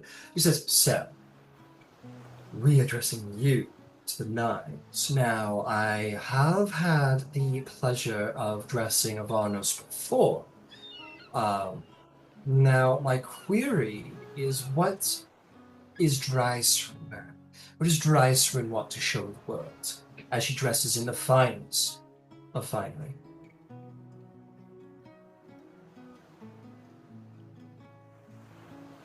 That's a big question. I'm not opposed to repping the Stormlord. I wear a belt with his amulet every day. Got rep, yeah. sweetheart. Yeah. I do. I've been looking at inspiring other inspiring outfits, I guess. In preparation, as I was told I was a sacrifice. Above table, I do have like an outfit inspo photo if y'all want to see it. If you want to say like this, whatever this is what she makes, like that's acceptable too. I often have the very slightly stressful but very rewarding journey of going on Pinterest, meet all of your tastes, which I am happy to do. But if you have something you want it to be, that's okay too. So she'll send something. Ignore the high heels part because dragon feet, but definitely like. Yeah, you're like, yeah, I want like basically like a sports bra and like leggings with like some fancy stuff. Shit like dripping off of it, like some drip, and like leather boots loosely bound in like slightly lighter leather. She's like,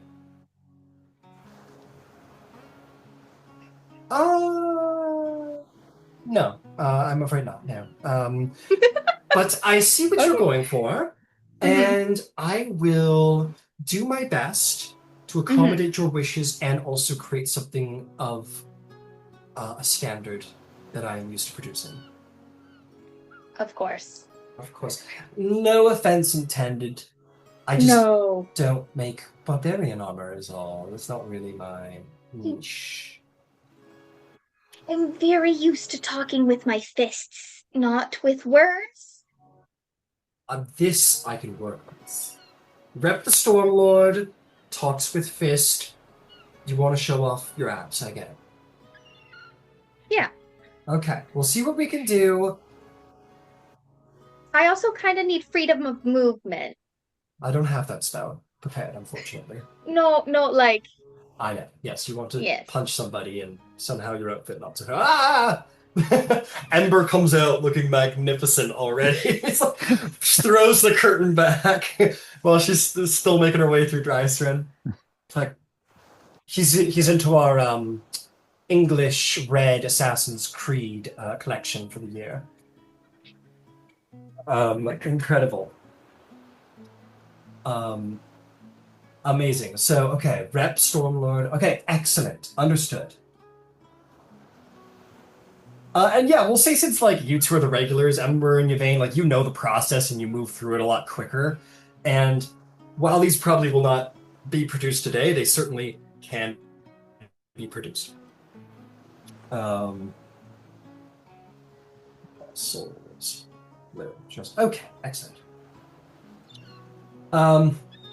You guys are then taken to the second floor, where they bring you each to different opulent fitting rooms of different themes and styles, from sort of lush greens to velvet reds, where Ember, you're probably already, as Dryster, you come upstairs, Ember's probably like already in the room, glass of red in his hand, and like 3 different weavers are like showing like bolts of red, and Ember like picks between the 3 different shades of red, and they ferry off with the bolts and are already completing things. There's 360-degree mirrors of every angle. You're brought inside. This is probably where she talked to you about like what your themes and styles are. She's like, okay, blue, like this blue, that blue, okay, excellent. And then they all sort of like ferry up to the 3rd floor. And she says, okay, we are almost done the process, where I will begin to produce for you some masterpieces. But before we go, and she sort of like looks at the bunch of this, I'm just going to say there are, of course, some enchantments we can place. Now, this is a Linux element, which means there is a little magic in every garb. So, my question for you is, what kind of magic do we want in the garb? Something to, well, Ember, I will say, I had you in mind when I picked up this most recent enchantment. Now, there is this, you're going to love it. I can tell you of it, or I can surprise you, and I don't think you'll be offended. By all means, surprise me.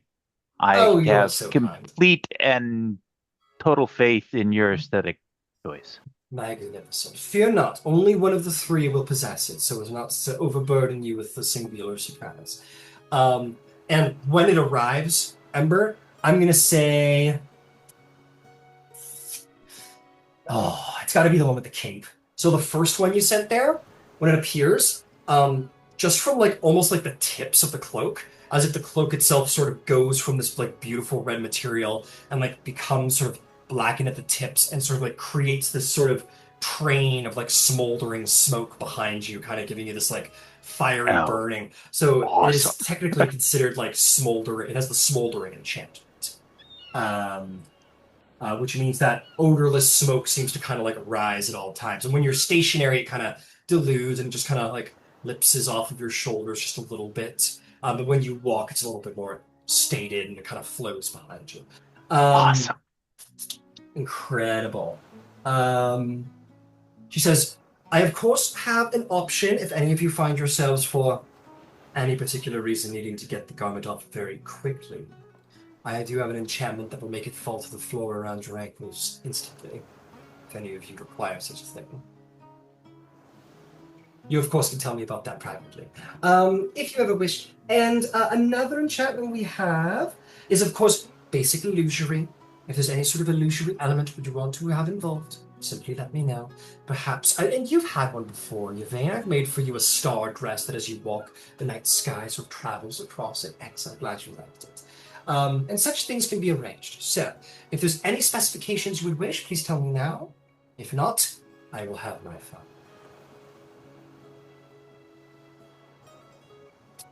Silence. At some point, Ember will go to Alendra and say, one of your veins needs to have the instant removal enchantment. I don't care which one. Surprise her. Understood. She gives you a little wink. It shall be done.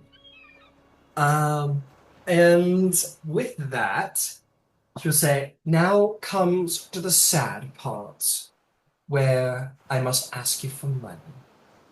Never the I fun know. part, but entirely necessary, I'm afraid. These enchantments don't make themselves, after all. So, each garment will cost 115 gold pieces. Okay, I'm getting 3 at 115. Should be It's one each 345. for everybody else? Or how many Yeah, are I'll get you? 3. She'll get 3 3 for spots. Yvain. That's 6. 60. 775. 8.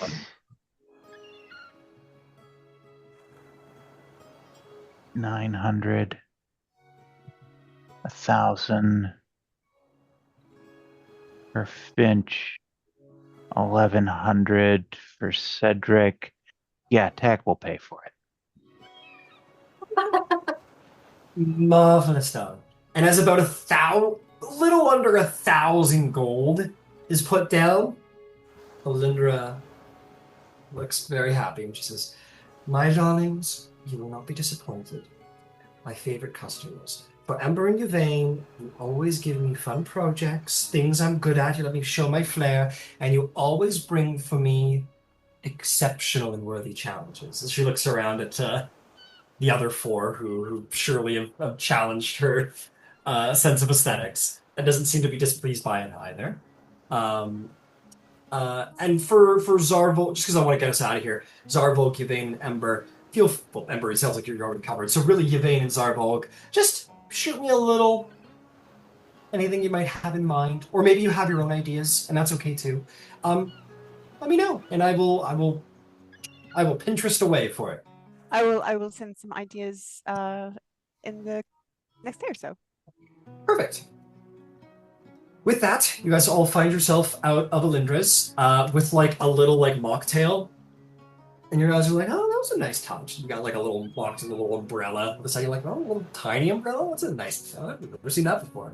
All of you leave feeling a little pampered, which is what you would be, a little pampered, but maybe a little tired of all of the colors and fittings and all of that. So it's a mix of having spent a little too long at the clothing store with your wife and also maybe like a little bit of time in like the spa waiting room.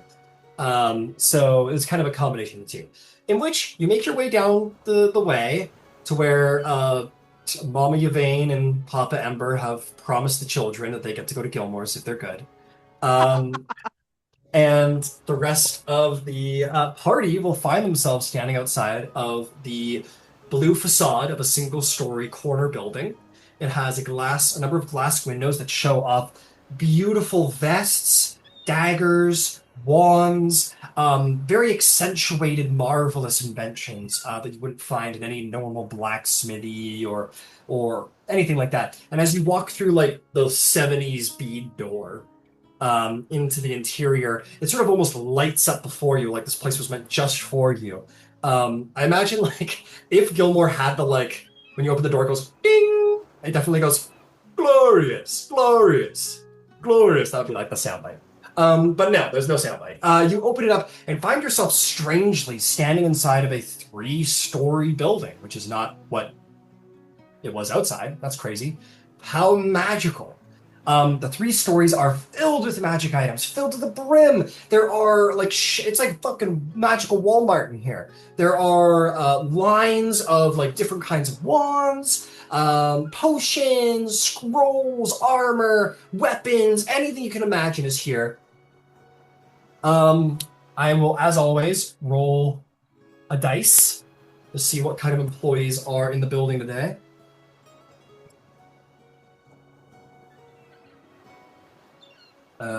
Gloria. Glorious. Okay, sorry. No. Ooh.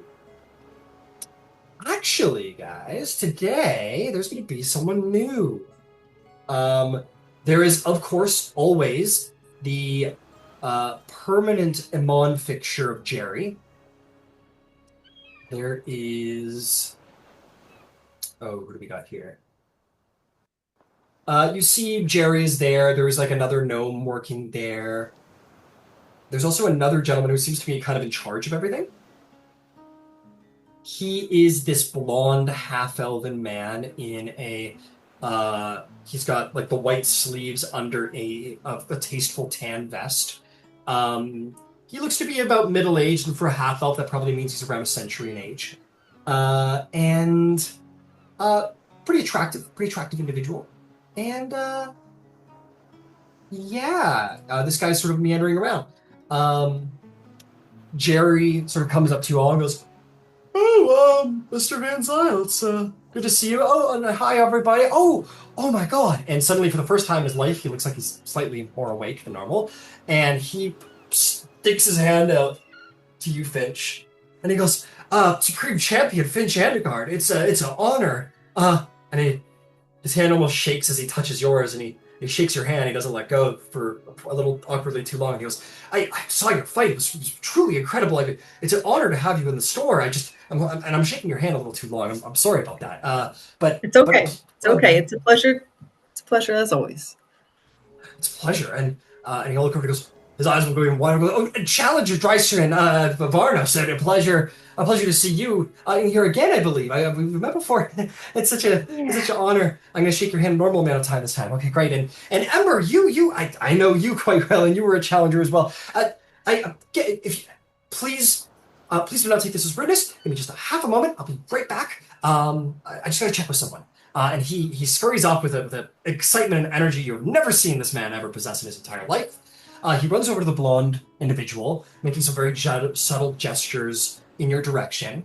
And this blonde half elf kind of like seems to be enthusiastic about whatever Jerry's saying. He comes over and he's going to say,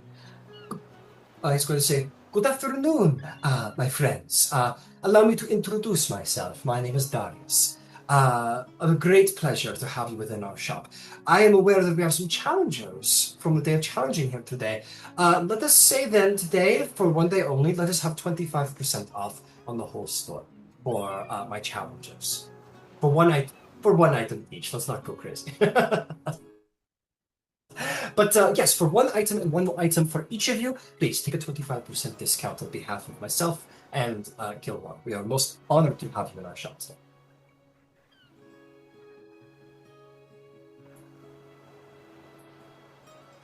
Okay, well, it was great talking with you all. I will be around the shop if you need anything, and Jerry here is very capable. Enjoy Gilmore's Glory Estates. And Half Elf will return and go speak to other customers, unless you ever want to speak to him. Jerry says, "Okay, great. Sorry, that's just all I wanted to take care of. I'm sure we can organize something for you guys. Now, if you need anything, common and uncommon items are on the first floor, as I'm sure some of you know. Rare items are on the second, and very rare is on the third. Please let me know if there's anything you're looking for, or if you want prices on it. Happy to help." Thank you so much. I've got something that needs a bit of repair. Of course. And I will hand him Red's ring. Okay. He'll look it over. He goes, "I see." He looks it over. Jim goes, it took a bit of a hit, but it is definitely capable of repair. If you leave this with us, we can have this repaired for you. Let's see here. You're very regular here. Let's call it 1,000 gold. Leave it with us for a week, and we will have it working as if it were brand new at the end of the week. Fantastic. Thank you. No problem. He will sort of immediately report over to the desk, in which you see, like, he opens what you assume to be a pretty well-enchanted safe, and he will put it inside, write something on a nearby pad of paper, put it inside of the safe, close it as well, swing that wheel around a big circle, and come on back. And he says, "So, is there anything I can do for the rest of you? If not, be around. It's just..."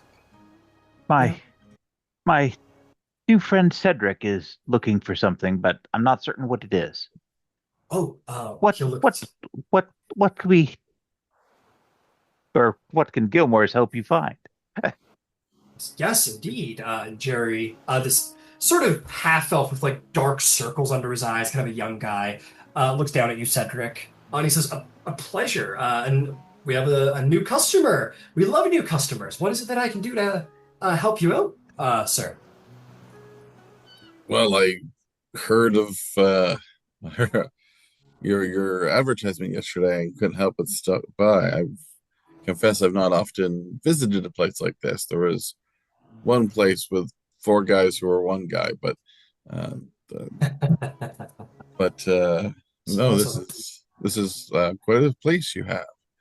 Oh, it's not my place. I wish I could own that one, but well, I meant you as in the combined organization, but I'm above the tail, notice what what do they got? Obviously he's always looking for weapons, armor, that sort of thing. But What you want, brother? They got it all. If you want something special, so you would see the signs.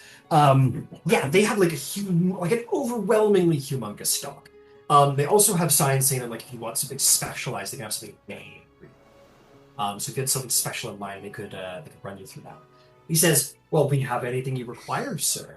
If you're looking for arms or armor, I can point you in our section and let you know what you're looking for. If you know specifically what kind of enchantment you might like on that armor, or anything at all, I'm happy to point you in the right direction.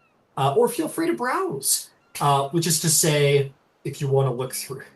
Oh, I get so scared to say this, but if you want to look through the magic item list on D&D Beyond, that's the stock. That's their stock. They've got fucking everything here. It's Gilmore's Glorious Goods.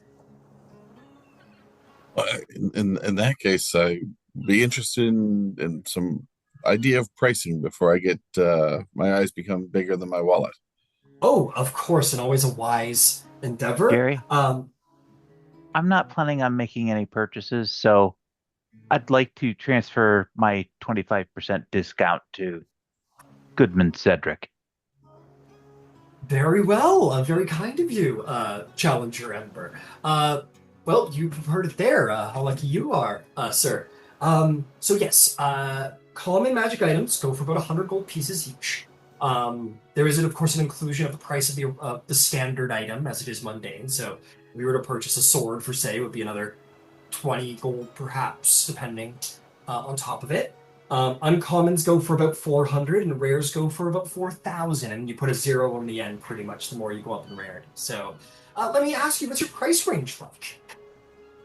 Are you in the thousands? Are you in the hundreds? I find it best to never tell a seller the answer to that question. Fair enough, sir. Fair. Well, you at least know which floor to look for and what prices you can expect. So about Certainly. the thousands on the second floor, the tens of thousands on the third, and the hundreds on the first. One can dream. He nods. Fantastic. So yeah, guys, just let me know if you wanna. If there's anything specific you'd like to point out, and I will say this. I do have veto power as the DM, but please feel free to go on D&D Beyond, look through the magic items. If there's anything you like, let me know, and I'll let you know if it's in stock. There's like a 80% chance it's there. I usually don't like to go in for the +1 items because I do give the ASI bonus that isn't normal in D&D, so there isn't as much need for that kind of thing. But other than that, pretty open. So feel free to look around the magic item list. See if there's anything you like, and I'll let you know if it's in stock. I have 2 questions, actually. Of course. One, I have a pair of bracers that I am not using, or wraps that I'm not using. And would wonder if I could potentially sell or count towards a total of something back to Gilmore's. Certainly. Wraps of unarmored power +1. I have my bracers of defense, and I'm pretty sure those count as the same kind of thing. And my bracers are more important than my wraps. Somewhere So- Beverly goes, ah! I just had this horrible feeling that someone was selling something I made for them. I'm kidding. I'm just fine. Yeah, just fine. No, absolutely, absolutely. She goes, yeah. I will be honest. You would probably get a better price with a collector, but we absolutely do magical item purchase here for sure. Which is to say that I have like a kind of above the rule table is like if you want to sell a magic item off quickly, you're not going to get as good a price if you like dedicate downtime to hunting the right purchaser. If that makes sense. Right, yeah. Cool. I think this is just occurring to her in the moment. And second, I was looking to maybe get